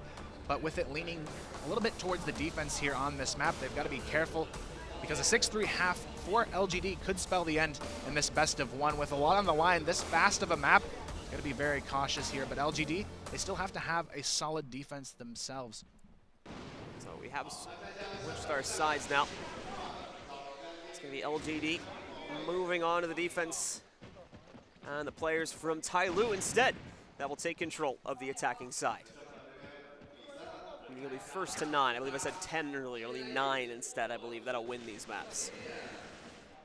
Definitely an interesting change there to see, but that means LGD's even closer to the finish line than we may have previously thought here. So LGD looking for a solid defense for themselves here. Now we do see Dongji trying to sneak in to Hotel. maybe to find an opening here, but LGD playing equally passive from what we saw to Tyloo in the opening half here. Tyloo, though, slowly but surely trying to take control here. Definitely a lot more hesitation coming out of them on their Blacklist half so far, though. It's going to be slow played leading up to the execute, as we have seen much of from LGD's attacking side, too.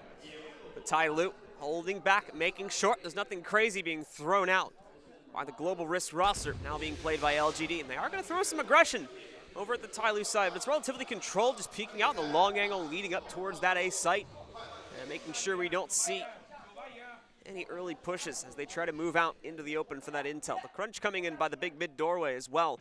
2 players from LGD looking to try and hold control here. Utility going to be moving in its flashes first to start things off for LGD, but they're holding well. Maya gets himself the double pick, should be spotting a third. Has to go over to the pistol to try and take him down, but no, Sai with the double kill himself reverses the kills that we saw earlier from LGD and puts us into a 3 versus 3. LGD trying to hold on here. Sai almost able to find himself a third, but he's caught here as the last player in a 1-on-3 still. Could he do it? The ace clutch for his team. He's already found the opening too, but it's not going to matter. He's taken down, and somehow LGD, they will find the way to hold on. But Sai, again, being the one to try and find those openings for Tyloo here, but the rest of his team just hasn't been able to step up around him yet. So 2 more rounds should separate LGD from absolute victory in this matchup. 3 more rounds, excuse me, separate them from absolute victory. And so far, it's starting off well, as we see Nice getting himself onto the board early on once again with a nice pick against Kaz. Some early aggression in that hotel, something we haven't been seeing a whole lot of just as of yet from the Tyloo defensive side. LGD, however, has taken the initiative, has taken the aggressive stance, and is wanting to try and deny as much control as possible against Tyloo. And this is where those veteran players do shine. They're not afraid to take the aggressive picks here, even on their defensive half. And it's already showing here on the scoreboard here. 5v3 on the round already as well. 6-3 lead for LGD, potentially to close in here soon. And look at this rotation. They've already pushed out of A long. LGD catch them by surprise and find the double kill. Make it all 3 kills there to close out this round. And you can see Tyloo a bit disappointed after that, but they've been so hesitant on this Blacklist side that surely LGD was going to push in at some point. LGD dominating, though, once again. Seem like they cannot be stopped as Tyloo has lost all steam. Can't even really get anything going, unfortunately, on this attacking side for themselves. I think getting to a site has been a real issue for them, but Fu's going to take the initiative this time. He moves himself forward. Problem is, doesn't have good enough position to establish himself, so he goes down. It's Dongji that's relied on for the trade, but he does not only that, he picks up an additional frag as well. He's going to look for more than that, but no, gets cut off by JP on the inside of the rotation house. Now it is going to be down to a 3-on-3, but they have to be careful as the bomb is already pushing its way over towards A. KSZ holding the angle out of spawn, but he's going to miss the shot. JP finds his second of the round, makes it a double kill as well, and it's all over. LGD, they hold it off once again, and Tyloo, they can just not find their way in here.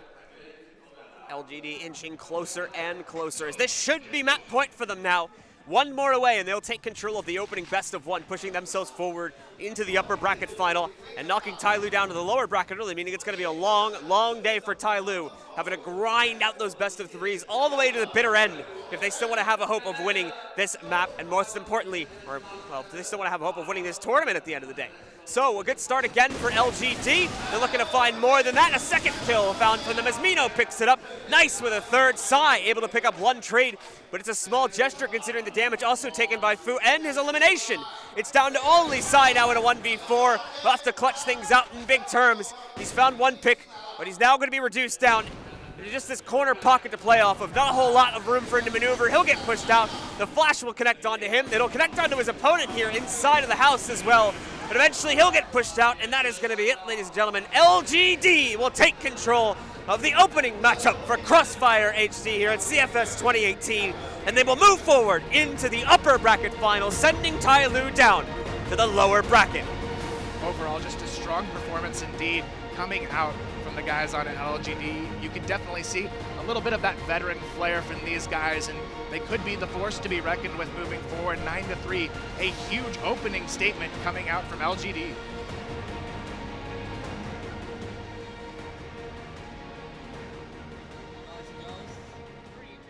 Coming out there from LGD, I think, look, at least one of us expected it, didn't you, Kyle? But let's be real, when you go through this LGD roster, when you see the experience that they've got, you've got Nice there, CFPL, CFS champion as well. Like, you can't go past there. You've got Mino as well. Like, really very experienced players, and just went to show they weren't out of sorts at all, were they, Kyle? Their aim was on point. And I think for them, the biggest strength LGD has is when you're training on that map, you're not afraid to challenge angles. And that's exactly what they did here in order to win. They weren't afraid to take picks, even on their defensive half, that were very aggressive, but they showed the shots to back it up.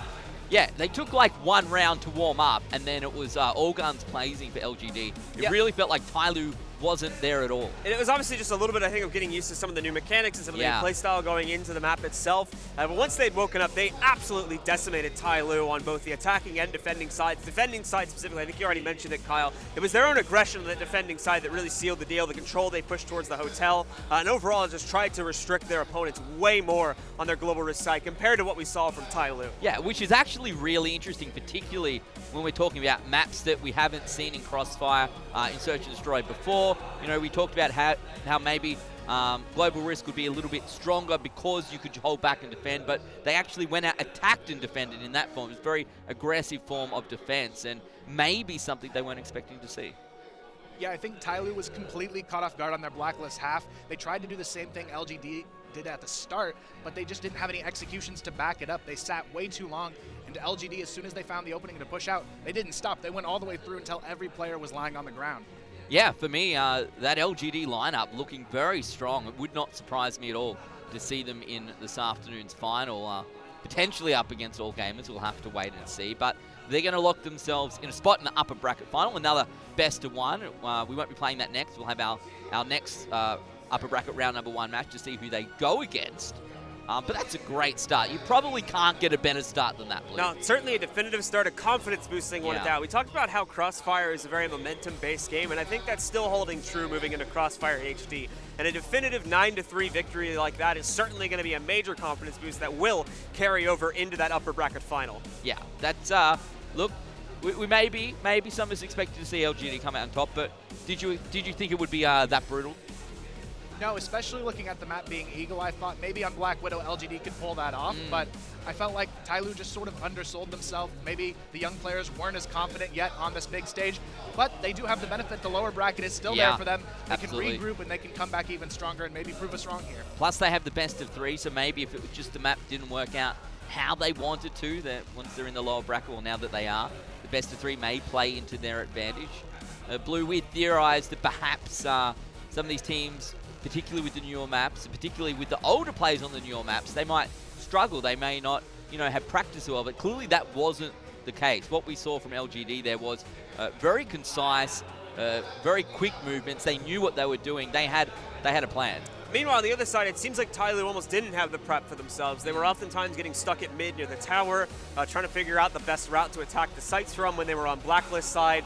And unfortunately, on the other end of the equation as well, we didn't really see them, bring out any of the aggression. They were a little bit scared to push some of the angles of the map, because I think that they were struggling to figure out where they might and might not have had good enough control to where it might have been too risky to make a play.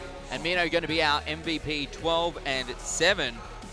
As we said before, one of those pros, a CFS champion as well. So no surprises to see him there as our MVP to kick things off for Crossfire HD. Look, it may be a timing thing as well, particularly when it comes down to who they're scrimming. Maybe LGD, when they're scrimming, hasn't been playing like that. Maybe the timings, hasn't been something that they've been playing in that while. Now they're here, they're bringing out something new. They're attacking more aggressively. So that's it for our first match here of Crossfire HD. We're going to take a very quick break. And when we come back, it's going to be OMG up against AG. We'll see you soon.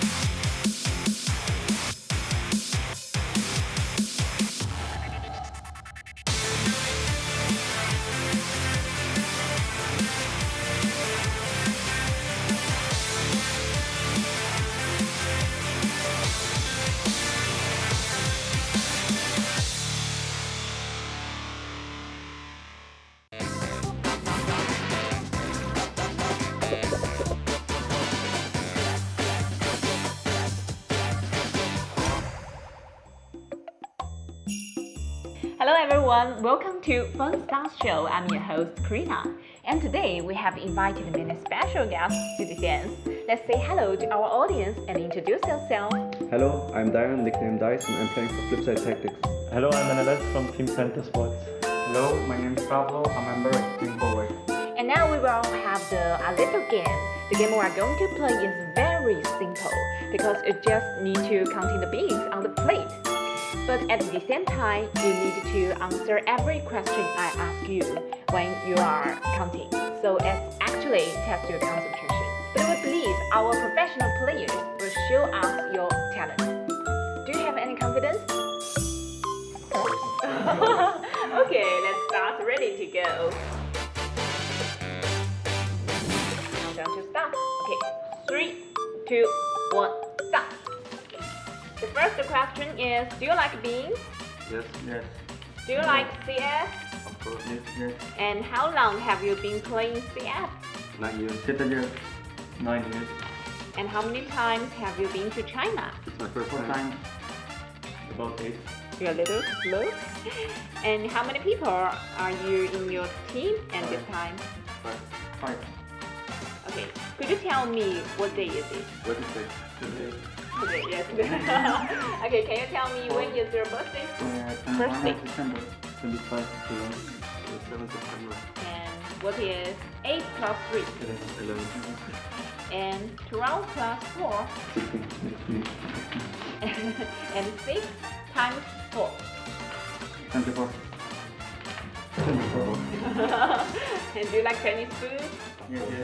Do you like Nanjing food? Never tried. Never tried it, okay. And can you tell me the 6 plus 9? 10. 6 plus 9, 17, 50. And you? 15. Yes. Okay, the last one is, please tell me the 8 times 3. 24. Okay, the first one is finished. You continue. Okay, let's wait for the other two. Wow. And after this, we will open the bottom of the plate to reveal the number of the beans on the plate. And whose number is actually closed. The actual number. Here's the winners. Okay? Use 2 hands to count here. Okay. Okay, finished. Could you tell me how many you're counting? 127. 127. Let me take a look. Is this the correct? The real number is 129. Wow, very close. Okay, and you? 133. 133. Take a look. 33 was also very nearly, but it's just after 5. Okay, and you? How about you? 125. 125. Can you help me too? Wow, it's very close. Okay, and now we have prepared many prize for you. We have prepared the participation prize is our Nanjing's famous food, Nanjing specialty, salted duck. Do you like it? Yeah. You can try the Nanjing food. Okay. Thank you very much. And for you. Congratulations for you. Thank you. And the winner prize is our Chinese Minjing Tai because 2 people same is the same price. Okay, so we will give the 2 prize to you. Okay, it's our participation award, and because our have 2 winners, so we have prepared the winner prize for you. It is our Chinese Minjing Tai, very beautiful for you. Congratulations. Yeah, you can open it. Let's take a look. Oh, it's very beautiful. You can show it to our audience. Wow, it's so beautiful. And congratulations. Wow. He's very sad because he's so happy. Yes. Okay, thank you for joining us here and thank you for watching. Bye. Bye.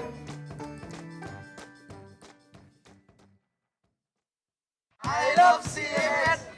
I love CFS. I love CFS. I love CFS. I love CFS. I love CFS. I love CFS. I love happy time. I love CFS. I love CFS.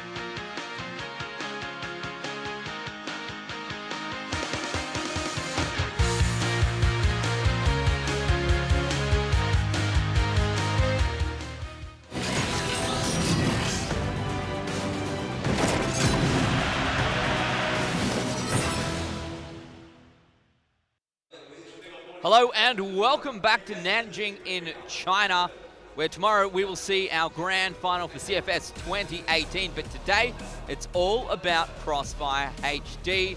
4 top teams from across China, 4 well-known Chinese team names going head-to-head in the new zone of Crossfire. And gents, to be honest, that was a pretty exciting game, number one. A great way to start things off, but LG coming through in dominating fashion, really. Yeah, a bit of a surprise, but at the end of the day, they do have those veteran players. I expected it maybe to be a bit closer, but, you know, looking at this next match, maybe it will be here. Yeah, OMG up against AG, Blue, is it going to be our next match? And I asked you earlier who you thought was going to win the whole thing. You said it was AG, and I think for good reason. What are your thoughts heading into this next match? Yeah, I mean, we're obviously going to have to wait and see what the rosters look like since we're going to be seeing these teams play out for the first time. But when we look at all gamers overall and take a look at their performance, they have a legendary amount of history when it comes to Crossfire, and should very much be respected coming into this new game, as we know that they have the talent scout specifically for Crossfire and the capability to bring those players into the new age, into the new zone now for HD. Yeah, absolutely. A good opportunity for a lot of professional players who have been playing Crossfire and other FPS games for a long time to try this out, to come out on the stage and see what they are made of. As we go through these rosters, there will be a few names that you probably recognize, a few players with CFPL experience as well. So it's going to be interesting to see how they come through. This time around, we were like, is it going to be Tyloo with their young blood, or is it going to be the experience of LGD? And it was very much experience that shone through and won last time. And we have kind of the same situation going into this next match as well, OMG being the younger team in this situation, while AG has quite a few veterans, not necessarily all from Crossfire though. AG is sort of a nuanced mixture of different games, sort of bringing their experience together to try and make something new. But I think OMG still may have that problem we saw from Tyloo with just a lot of young talent on their roster that may be a bit nervous here in their first match. Yeah, I think it's a really big part of how this comes out. You could see the nerves, and look, it didn't take long really for LGD to get the better of Tyloo in our first matchup. And to start things off, they're all going to be best of ones for the upper bracket. So we now know that LGD has locked themselves a slot in that upper bracket final. We're waiting to see who is going to follow them, and the winner of that game locks themselves into this afternoon's best of 3 grand final. So you can come through across the first few hours here, Blue, and have a couple of hours off, have a nice little break, get to watch the rest of the teams to see how they play before you play your best of 3. Conversely, you're going to be punished, of course, if you come out on the losing end of one of these initial matchups. So that means you have a very long day, you have a very arduous day to get through, a lot of best of 3s to grind through, at least 2 of them, of course, if you're going to be dropping out in this first round, if you still want that ticket into the grand finals and have a chance at that very nice trophy that's sitting down on the stage right now. Yeah, that's the kicker, right, isn't it? There's a lot at stake here today for these teams, and we'll see who comes out. You want to be able to say, look, we came through, we were in Nanjing, and we were the first victors here for Crossfire HD. So all of our teams still in it, of course, as it is double elimination, but a lot of pressure on in those best of 1 matches. Now that we've seen experience up against the young blood, it seems that maybe, as you said, Kyle, in this sort of situation, experience is the better of the two, and there's a lot of experience on this All Gamers roster. Definitely, and just seeing AG being the team you're up against in a Crossfire environment, that has to be a little bit scary for the guys on OMG, especially these players are young. They probably looked up to a lot of the guys on AG in the CFPL season, seeing these guys play and dominate their competition. So it could be a bit of a daunting task to go up against, but I think at the end of the day, you still got to wonder what OMG can do here because they have so much new young talent. Were you surprised that we saw the map that we did come out Eagle Eye, and were you surprised by the play style that we saw in it? I think in terms of it being selected, I wasn't surprised because you look at the new map, a lot of teams are probably going to want to take that off the table right away, especially those veteran players. So I would say Eagle Eye is going to be probably the most common map we would see if teams get the option to ban one out, just because it's sort of, you know, the veterans pick Black Widow, the new kids are going to get rid of the new map and want to sort of play comfortably in the middle somewhere. So I think we'll always end up somewhere in the middle when they have that option. But when it comes down to it, I'm still excited to see what some of these old talent may be able to do if Black Widow does come up, or if maybe the young talent may say, hey, I want to go toe-to-toe on you on this map that, you know, we both know well. Yeah, that could be it, right? When you're talking about playing against your idols, maybe they want to take a chance. Maybe they, you know what I've always wanted to do is play some of my Crossfire heroes on a map like Black Widow and have a chance of taking them down. As we take a look at the roster here for OMG Esports Club, we take a look through here. Any names that stand out for you? I think for me it's going to be Tippy on the side of OMG. He's that experienced guy sort of leading a lot of these younger talent to the forefront. Other than that, it's a very, very young team when you look at OMG's lineup here. Yeah, Tippy, the CFPL Season 3 champion. It's a pretty big title to hold, Blue, but if you count back from where we are now, that was quite a long time ago. Yeah, very much the case. So we'll have to see how much of that skill from so long ago is still going to be holding up in today's matchup, of course, and in a brand new game at that, which may be unfamiliar for not only him, but some of his teammates as well going into the matchup. Thankfully, like we talked about before, some of the maps at least are familiar. The play style is still generally speaking the same, so it is still going to allow for that play style to come back, and hopefully some of the mechanical skill to transfer over with it as well. Yeah, we'll see just how it translates into Crossfire HD. So much that is the same, but everything updated just a little bit, looking cooler. Some new maps, some maps that maybe you wouldn't normally get to play this map type on, or this game mode on even. And of course, if we get to the best of threes and we're playing deathmatch, that is a whole other world for sure. At this rate, it's hard to go past the sort of LGD versus All Gamers final, but I'm very interested to see what this OMG roster can bring together, what they can do. What do you think they have to do here to take down a team of the caliber of All Gamers?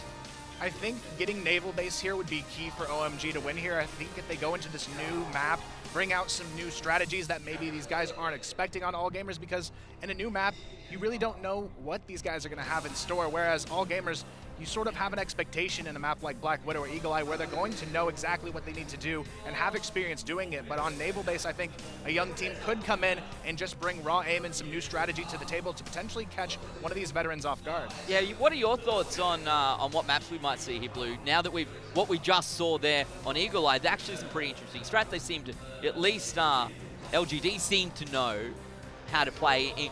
They seem quite professional in what they did.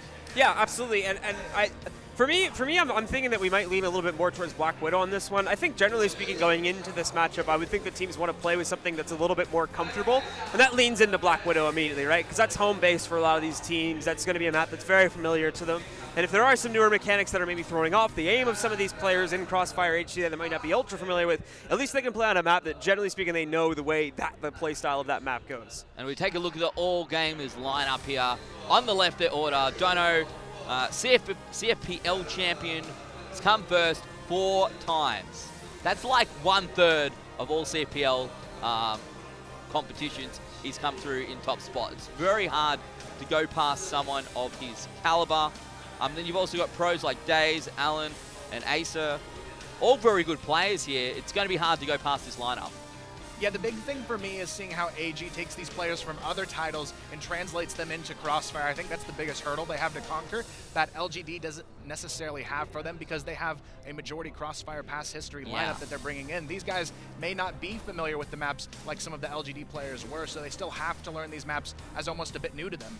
Yeah, that's interesting. That's where maybe something like a Black Widow could actually come into play for the younger players, like you were suggesting before, Blue, where we might see that coming through if they are not as familiar. Though I can't help but feel, with Crossfire being such a popular game here in China and, of course, around the world, that there wouldn't be an FPS professional in China that doesn't have a pretty good understanding of what Crossfire is all about. Now, Crossfire, of course, is a massive game. Our friends that are watching at home from the West might not be realizing, but Crossfire is a huge game in China, one of the biggest games, in fact, in China. And I would think that for that reason, a lot of our players that are on the stage today are going to be incredibly familiar with most of the maps here. But there is that chance, like we said before, that we have some of the newer maps coming into play that might be throwing them off a tad, just because there hasn't been as much play leading up to this one on the original Crossfire, of course. Yeah, that's it, right? That's where maybe some of those changes will come into play. So the map vetoes, the map selection could play a crucial part in this match. And again, it'd be even more interesting when we go to those best of threes, because there is only Black Widow, Eagle Eye, and Naval Base to play. It means we get to play all of the maps should it go all of the way. So yeah, there's no dodging maps here if it gets close. There's no, well, we just don't need to practice that one. There's none of that. You have to be confident and ready on each of these 3 maps here for Crossfire HD in our Crossfire event matches. And I actually really enjoyed watching. That was actually very cool. The map looked great. The weapons looked great. Definitely a HD upgrade from traditional Crossfire. Yeah, not only that, it's going to be interesting to see for me. Something I was reflecting on before this match is it actually used to be an old format where deathmatch was the decider in a lot of circumstances. They also used like elimination type formats in the past. So some of these old CFPL players, they're going to have experience in that environment. But when you have a roster that's completely new and young, they may not be ready for an aim duel to decide their fate here. Yeah, that's a pretty big part of it, isn't it? Absolutely. It's looking like we're going to be heading into game very shortly. I'm interested to see what this map will be as we head into ban and pick. Waiting for all gamers and their veto. They're going to ban out Naval Base. So that's 2 from 2 being the first ban to see Naval Base out of it. Which again makes sense. It's, both have banned Naval Base apparently. They really don't want to play this. I didn't know they could do that. So let's see what our pick ends up being. I guess it means it'll be randomized among the other two. And Black Widow. Yeah, it'll go to the Classic then. Yeah. You said it. You put it out there, Blue. I was maybe a little bit skeptical. However, I should not have been, because here we are, Black Widow. Obviously, blind bans going into a random pick. So if both teams really don't want to play Naval Base, then we're definitely not going to play it. Yeah, so that'll be the case. And again, makes sense seeing Naval Base getting knocked out so early on. It's a very new map, and I think for a lot of our teams that are coming specifically from Crossfire itself, the original version, it's going to be a bit of an unfamiliar turf for them. Yeah, so far not going to see that game or that map type. We'll have to wait perhaps till a little bit later on this afternoon. You had a glimpse of the trophy yet again. Probably one of the best looking trophies in esports. There's a lot of trophies going around, and I'm a big fan of the number, but honestly, that one is right up there, so a lot at stake. Would love to put another Crossfire trophy into the trophy cabinet. Ladies and gentlemen, we are ready to go. OMG up against All Gamers.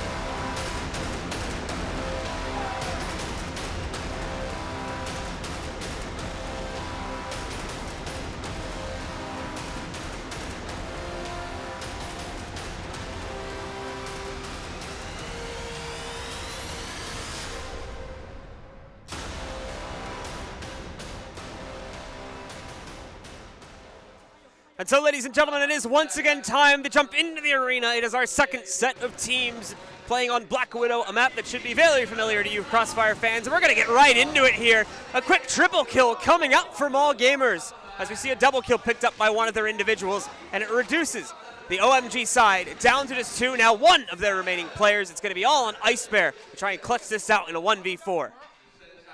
AG already bringing out some classic Crossfire setups here on this map, and they're going to bring it to a 1-0 start very quickly. And this is a team that knows Black Widow very well, so OMG has to try and bring out some maybe new ideas here to catch these guys off guard, because anything from the old play from Crossfire is going to be very well known to this AG lineup. But keep in mind, on OMG, they've got some veterans as well here leading the charge for their team, so some experience across the board to work with for both of these rosters. But AG already looking like the clear front runner after a very clean first round. OMG are going to be in good position here to try and push themselves over towards B. Problem is they need to clear it out first, which is why we've got IEW along with, I believe, Ice Bear moving in to clear out the water drop first up before they work their way into those B tunnels and potentially out onto the site. OMG, though, very much hesitant here after taking control of B long. Rightfully so, though. AG did shut them down completely on the last B push they did take. This time, though, AG, they're going to be playing it a little bit safer, a little bit more reserved over towards the B bomb site. Nobody playing directly to contest the box from here, just playing back and for later control. Right now, though, we do see OMG very split up, trying to work up the catwalk and potentially out the mid double doors here. IEW potentially to peek out, but AG already taking the counter aggression. We saw how well this worked for LGD in map number 1, and AG, they're already going to be wrapping around behind into mid. With this position, they actually might be able to catch quite a few of the players from OMG off guard. There we go. It's a quick double kill, an attempted triple kill, and it's going to connect. All coming up from Master. Great job from AG, shutting down this push once again, leaving it all on the BYC. It's not going to stay that way for very long. All gamers feeling confident and feeling swell after a shutdown like that. OMG just not having any answers just yet. And as we can see here in Crossfire HD, that slight hesitation can punish you severely. AG going for an A-long control play here. OMG going to meet them to try and answer back for once, but right now the nades will stall them out here. The smoke screen comes up. An AG classic strategy in both games, it seems to be here. Black Widow on Crossfire Classic or HD. The smoke screens are high for HD.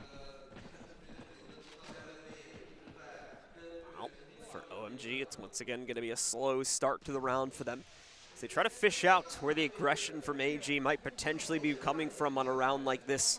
We've already seen it happen once, so OMG, one of their small hopes they might have to now quickly get back into this game is to try and actually wait out to see that aggression once again. See if we'll end up with a push from AG from that A site, and maybe, just maybe, OMG would be able to punish it. Then they could leverage a potential 5vx situation into a win from that point forward. An interesting thing to see here as well, the shadows a bit more present here over towards the B bomb site compared to what these players would classically expect here in Crossfire, but right now it is going to be a tough road ahead here for OMG, already facing struggles to start off this matchup, but we'll see if the recovery is in store from OMG. BLYC, though, trying to get that pick through the mid-double doors, but it looks like we may have had a potential disconnection here on one of the players from AG. Only 4 in the lobby currently, so there may be a pause coming out here after this round. But right now, OMG, they're going to be rushing their way onto the A bomb site.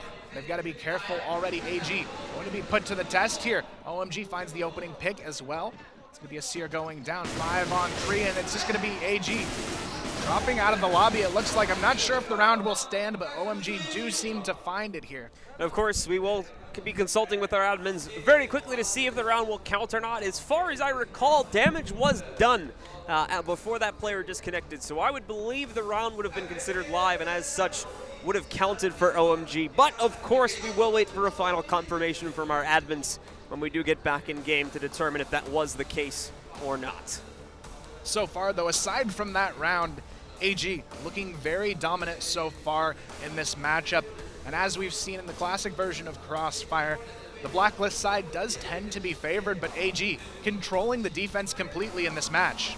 And that was the story going into the match, was obviously the legendary roster, all gamers. Are they going to be able to bring as much firepower to the table in a new version of Crossfire and remain dominant, as we've seen, of course, in the regular version of Crossfire, as they have over the past few years, and up until, of course, we got into the playoff bracket. Even at this very tournament, we were seeing them have a very strong performance there as well. And so far, that's certainly held true, with Swift 2 rounds going into their favor. The third round, of course, still up in the air in terms of what's going to happen with that, whether we'll replay it or whether it will count, but we'll be finding that out in just a second as soon as we've reconnected everyone.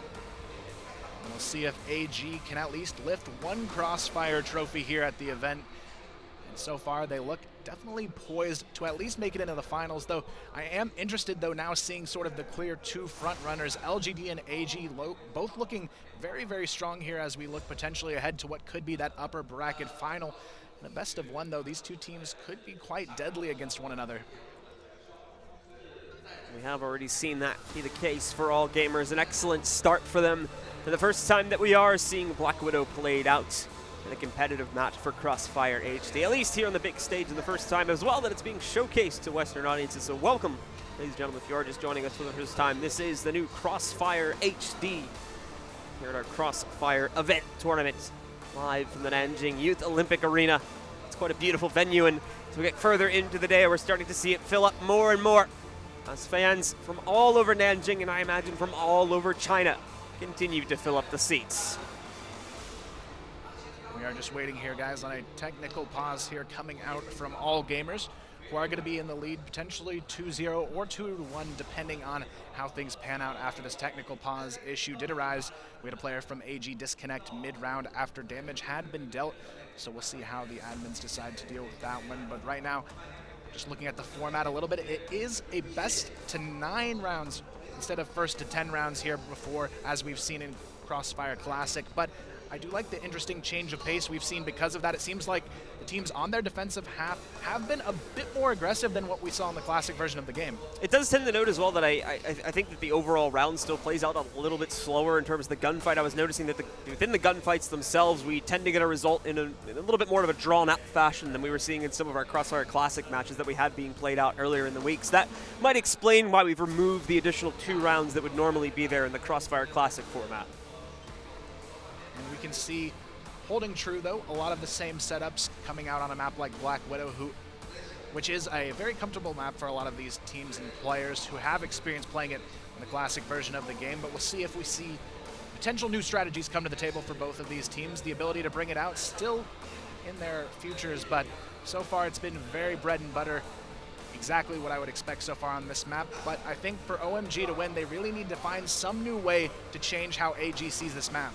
Yeah, try to find some way to trick them, some way to overcome a more cookie-cutter play style that I imagine a lot of our teams have often fallen into, with Black Widow being such a quintessential and historic map in the history of Crossfire. Heard of some of our players cheering there, so I think, yeah, we got headsets coming on, and I believe that means we are close to resuming the match, and I think that means we'll be getting a final decision on the outcome of that round in just a second. I can see from our big board up on the screen, and we can see it in-game now, that it looks like that third round did not count, so we're restarting it from round number 3. AG, a chance to stay uncontested and end the lead here. And they have had quite the half so far. And with one last round in each half, it's going to make it that much more vital to grab that early lead and momentum on your side. But OMG getting antsy out the mid double doors. They're going to go for the push here. Ready to attack. Here's the split. But so far, AG going to go 1-for-1 on that exchange. We do see IEW picking up 2, but it's going to be OMG successfully getting control of the B-bomb site here, but still one player remains lurking in the shadows. Not going to happen, though. Ice Bear finds number 2 for himself, and it's going to be Days left to try and clutch. Days moving himself over. Should have been able to spot a little bit of intel, and also a good thing for him, we only just now have the plant going onto the ground. There'll still be plenty of time for him to work towards the retake. The plant just now happening. Flash will connect onto him. He'll have to wait back a little bit here now. He's moved himself inside of the B walkout. Just needs to get himself into the actual site, trying to play for as much intel as possible beforehand, but the shots now give him away, and the problem is he's got an opponent tucked away in the corner. He's walking himself right into a crossfire. He doesn't even realize it, but he catches it anyway. A quick first kill, but he will be traded up by Ice Bear, giving the round over to OMG.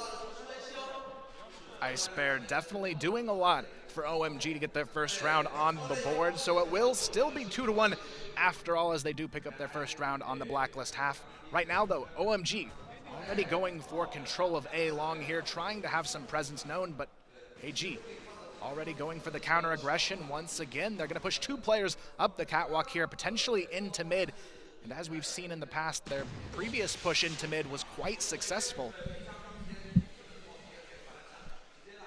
We're going to be continuing to see a bit of a slower wind-up here now for OMG, but no! Walking into the open. Fortunately, there's some aggression that's been thrown out by all gamers, and a nice pick comes in from the Almert. Able to catch these players on the cross. Dono tries to go for even more than that as well from his team Spawn. He tries to pick off one more from the blacklist side, but is unsuccessful in doing that, at least for now.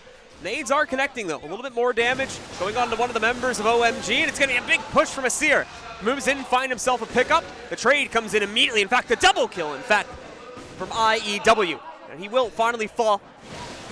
Excuse me. Giving a more even trade back over into the favor of AG. Bringing us down into a closer clutch situation now in a 1 versus 2. It's down to only Haru on OMG's side to win out this round for OMG Esports Club. Would be a big one, though, to tie it up and keep OMG in a good position here in this match. Otherwise, AG will be leading it 3-1. Dono, the veteran here of his team, though, tries to get the pick. Not going to happen. Haru with an opportunity to strike here and push right in. He's going to find it, but the trade already present from AG. They take it immediately to a 3-1 score here as they continue to remain on top, but a much closer round coming out there. And so AG do try to just control that situation. A nice safely traded 2v1. Obviously baiting the armor a little bit, but it still ends up working out at the end of the day to be able to pick up the frag. So AG will still find themselves that third round onto the board and maintain lead after a bit of a bump in the road. OMG finding their first round 2 back, but unable to keep that pressure consistent. So we go back into the next round, and it's a slow hold at mid to start here for OMG, but definitely a large focus. You can see the player counts over there, their right side. A large focus going to be emphasized in trying to push out from A long and get control of that site. OMG going for that full A execution. We'll see if it pays off though. AG doing really well on the hold so far, but pressure is on. Lots of nades coming out, but so far it's gonna be a 1-for-1 trade. No clear front runner on the site just yet, but the rotation starting to come through for AG. Doesn't matter, Tippy finds himself a nice double kill on the round to open up the bomb site, but on the flank it's a Seer trying to make that happen. He gets the first headshot there. Can he find any more? Gets the double kill, looking for the triple now. Can't seem to connect just yet, but it's gonna be Daze who rotates in, finds one, can't find the second though, but it doesn't matter, Asir finds his third, and the round for AG. So AG will keep it consistent again, another beautiful retake coming out from them in post-plant as well. So OMG failing to hold in quite a few situations now, really struggling here, despite this being such a classic crossfire map, unable to hold on to their positions in a post-plant situation, and obviously putting things into a bit more of a chaotic spot before we even saw AG get themselves in position for the retake. But a 4-1 lead will now be theirs, and they are nearly halfway there already. But whoa, a nice early pick.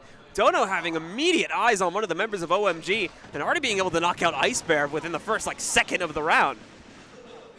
Scary to think you can't even make it out of your spawn to get the round started before you're taken out. Ice Bear, an unfortunate situation now for OMG. He was one of the key entry fraggers and getting their only round on the board so far as well. So now OMG, they're left to pick up the pieces here and try and make something happen out of it. AG, though, going to be playing their lockdown defense once again. A lot of presence across the entirety of this map. IEW, though, going to try and sneak out mid, potentially to find a pick. Tippy, though, the veteran on OMG, trying to find these openings for his team. Surely a time that they need it. So it is going to be OMG holding themselves back in position, just on the outside of the sights right now. Not wanting to push the envelope more so in mid at this point either. Dono will have a strong hold of the double doors. Could go for a little bit of pre-fire here through those doors, but this gives an opportunity for one of the OMG members to try and push through. Doesn't stay that way for very long. I believe it was BYLC. He ends up getting forced back a couple of seconds later. Dono getting a lot of nice info right now. Problem is he also reveals himself and loses half of his HP in the process as OMG transfer up on a catwalk. AG, though, have to hold it off here. 4 players working their way up onto the catwalk very quickly. Asir already rotates in to support Dono here from the window. Shots go their way. Dono finds the first. It's going to be Asir now rotating to try and evade the flash. Finds one, finds the double kill, make it a triple kill, and that's the round. AG, yet another one on the board here as they take a huge lead, 5-1. But Asir, great positioning there. Asir overall doing a fantastic job. We saw him be quintessential in the retake in the previous round as well. Definitely finding the impact, and there we go. Dono getting himself off to the hot start again, once again, and also finding that early pick against Ice Bear as he just cannot seem to find himself in the round for longer than a few seconds due to the constant on-picks that are coming in. It's going to be guns blazing this time for OMG. IEW makes his way through those mid doors first. We do see immediate trades coming in from all gamers, though. In fact, a quick double kill coming out as well, not leaving a whole lot of room for OMG to do match as AG swiftly shut down the push. Very tough situation indeed. OMG already facing a fairly devastating half here. This is actually the last round of the half already. 6-1 in favor of AG, potentially a 7-1 half. Would be an insane way to get this one started for AG and their life in this event, but right now they could make it happen. OMG able to trade though. Asir goes down. So far though, AG, they still hold on to the back of the A bomb site, but they cannot connect on this final player on catwalk. Daze already on the flank though, finds the trade, make it a double kill, looking for the triple and the half for his team. Surely AG can collapse in and make this final kill a reality, and that they will do here. AG a 7-1 opening half. An incredible way to get this map started. Absolutely dominating for AG, and certainly shows our predictions to be true. We knew AG was going to be able to field a fantastic roster coming into this event, and they certainly have been able to do that. A 7-1 lead now means only 2 more rounds are needed for them on their attacking side to be able to close out this map in very swift fashion. In a very swift way. Send their opponents down to the lower bracket incredibly early on here, putting OMG up against Tyloo for our first elimination best of 3 that will be coming up in a little bit. OMG, though, they need a lot to go their way in half number 2 here, needing near perfection to make this one happen for themselves, but it's looking like they may be the team that will fall and face Tyloo in the lower bracket here, but still, there is a bit of time left to recover here. We can't sell them short just yet. They could have a miracle defense to bring this one back, but right now AG looking like the team that will move forward to face LGD in our upper bracket finals here. The game not over just yet, however, still plenty of opportunities. As long as there's a solid start for OMG to find a way to get back into this map. Unfortunately, those opportunities are going to be few if we do end up seeing AG get off to a hot start on their blacklist side and pick up this opening round. Let's take a look as we're back into the action now, and we'll just have to wait and see if AG can keep it together. Already a long control coming out from AG. Not a whole lot of utility used, though, to get here. And looking at OMG, very, very safe setups here. Not even challenging here over towards A-Long. Just having Tippy playing it safe with that AWM in hand. So far, the rest of OMG, though, still very spread out. Gonna try and find the opening potentially in mid, though. Ice Bear pushing up into B connector. Almost ready to aggress here. Peek out into mid, but AG going for the full rotation, potentially to work their way now over to B. Well, we are going to continue to see AG pick up and find great impact. The Armor specifically, Allen and Dono with some perfect hits to start off the round. Ice Bear, finally not finding himself eliminated at the beginning of the round, is going to also be able to pick up some impact as he gets the double kill. Daze will trade it back, putting us into a 2 versus 2 now, however, and bringing this round down to the wire. Both teams trying to fight their way through to get this first of the half on the board, but OMG in a position where they severely need this one to stay alive in this map. Allen, though, has to face the task of holding on to the spawn. He finds one. Can he find the double? Not going to happen. All on Daze to try and win this one for AG and keep them confidently on top here. BLYC looking for that opening himself, though. OMG needs this round, and they will find it, getting their second on the board, trying to build the comeback, but still, lots of work to be done to make that a reality. So the Global Risk side holds strong, at least at the start of this opening half now, or at the start of the second half. Potentially bring OMG back into the fold. Start a comeback against AG. A long way to go, though. 5 rounds consecutively needed just to tie us up at 7-7. And if AG pick up even one more round, it'll only guarantee overtime. It's going to be a big fight at the control point for Catwalk. And in a moment, we're also going to see another player from OMG getting contested here in a sec as well. As Seer tries to jump down, who had been doing confident work prior to this, but unfortunately, no. All gamers get absolutely destroyed on their attempt to push up to the Catwalk. And a solid hold from AG gives them a definitive round to swing the momentum into their favor. As we can tell so far, HD seeming to be a little bit defensive-sided overall, it seems. The Blacklist side not having quite as much success as we could have imagined here on the classic version of this map. And as we see, the defense reigns supreme here. BLYC finds the double Tippy, taking down another as well. It's already a 5-on-2. AG not having luck on this half so far. Tippy finds himself number 2, looking for the third behind the box. Not going to matter. IEW comes in from the Catwalk and cleans it up nicely, and just like that, OMG, they are back in the fight here. Some good stuff from Tippy to clean it up in a nice definitive fashion for OMG. As you had mentioned, though, we've got OMG getting back into this map in a very, very quick fashion.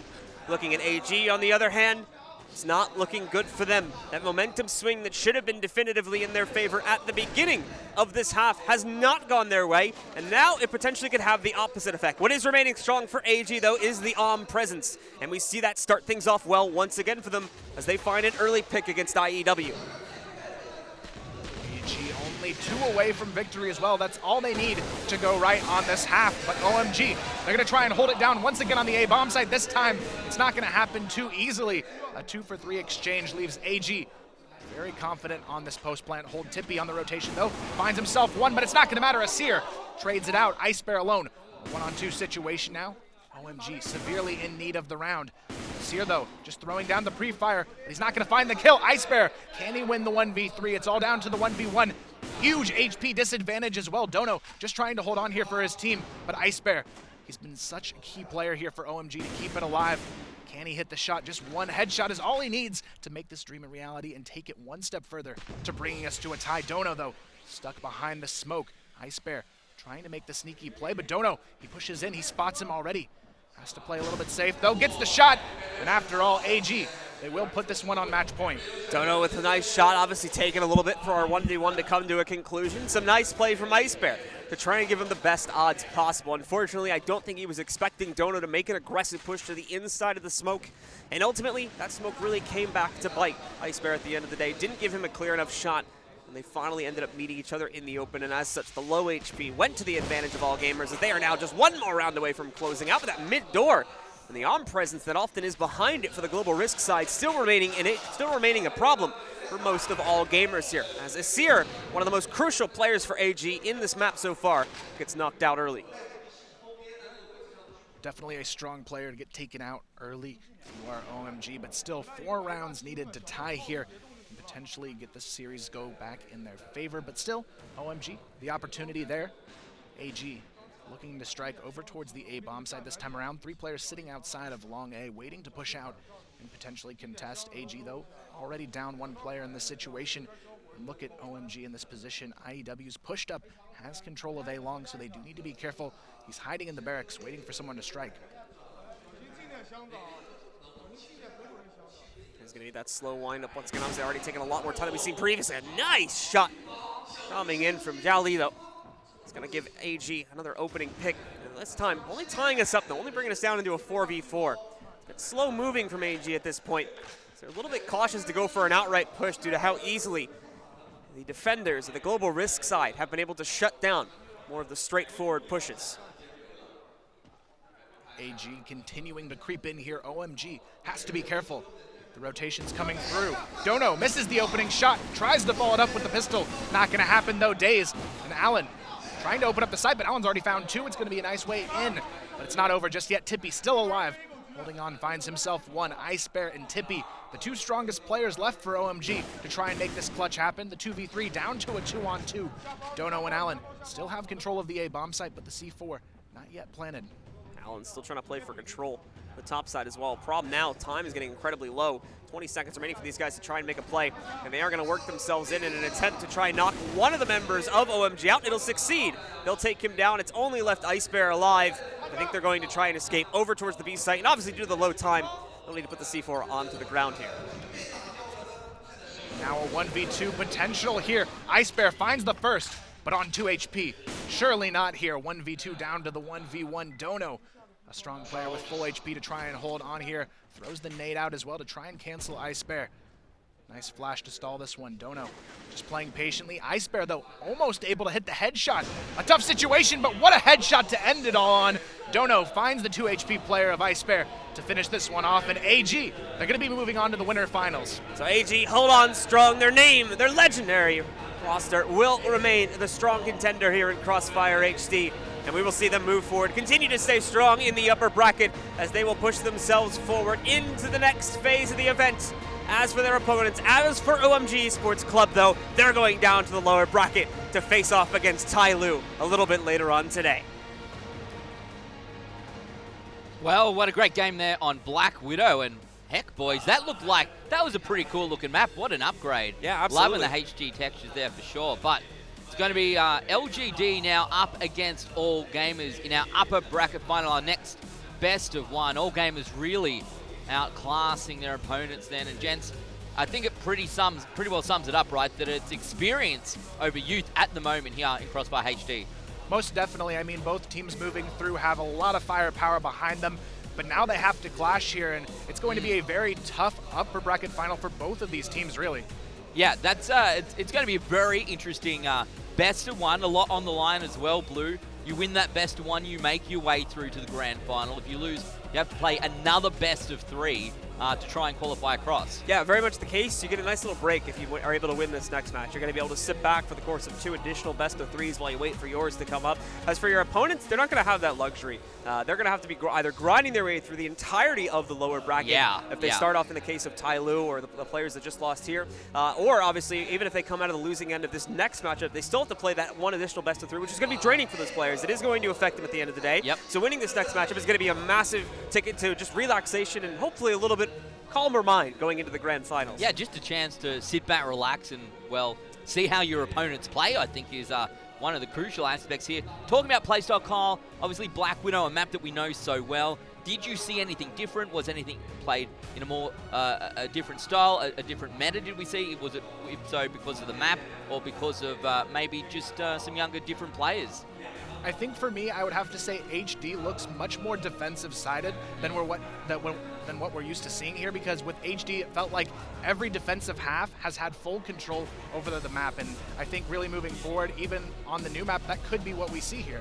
Yeah, I do wonder if that's just as a nature of maybe some of the players coming back. It's taking them a little bit to get into it. Maybe some of the players don't know the maps as well either. Maybe you can find defensive sides to that. But it was very clear there when all gamers went onto the defensive side, when they went to the global risk, it was a little bit tougher for them because you don't know they're coming out 15-7. We did mention him at the top of the show as well, saying that he was one of the players to watch out here on All Gamers, and well, he definitely followed through in his first match on HD. Yeah, certainly going to be the case, especially with that presence in the first half. Yeah. It wasn't really letting anyone get anything done. He had also an amazing pick against Ice Bear in one of the rounds too. Literally within like the first 2 seconds of the round was knocking him out, so he's going to be a force to be reckoned with in future matches. Yeah, absolutely, and great to see them coming out with full force here, even if maybe some of these players have retired or haven't played in a little bit of a while. Clearly, they have not lost any of their skills, and all guns blazing here at Crossfire HD.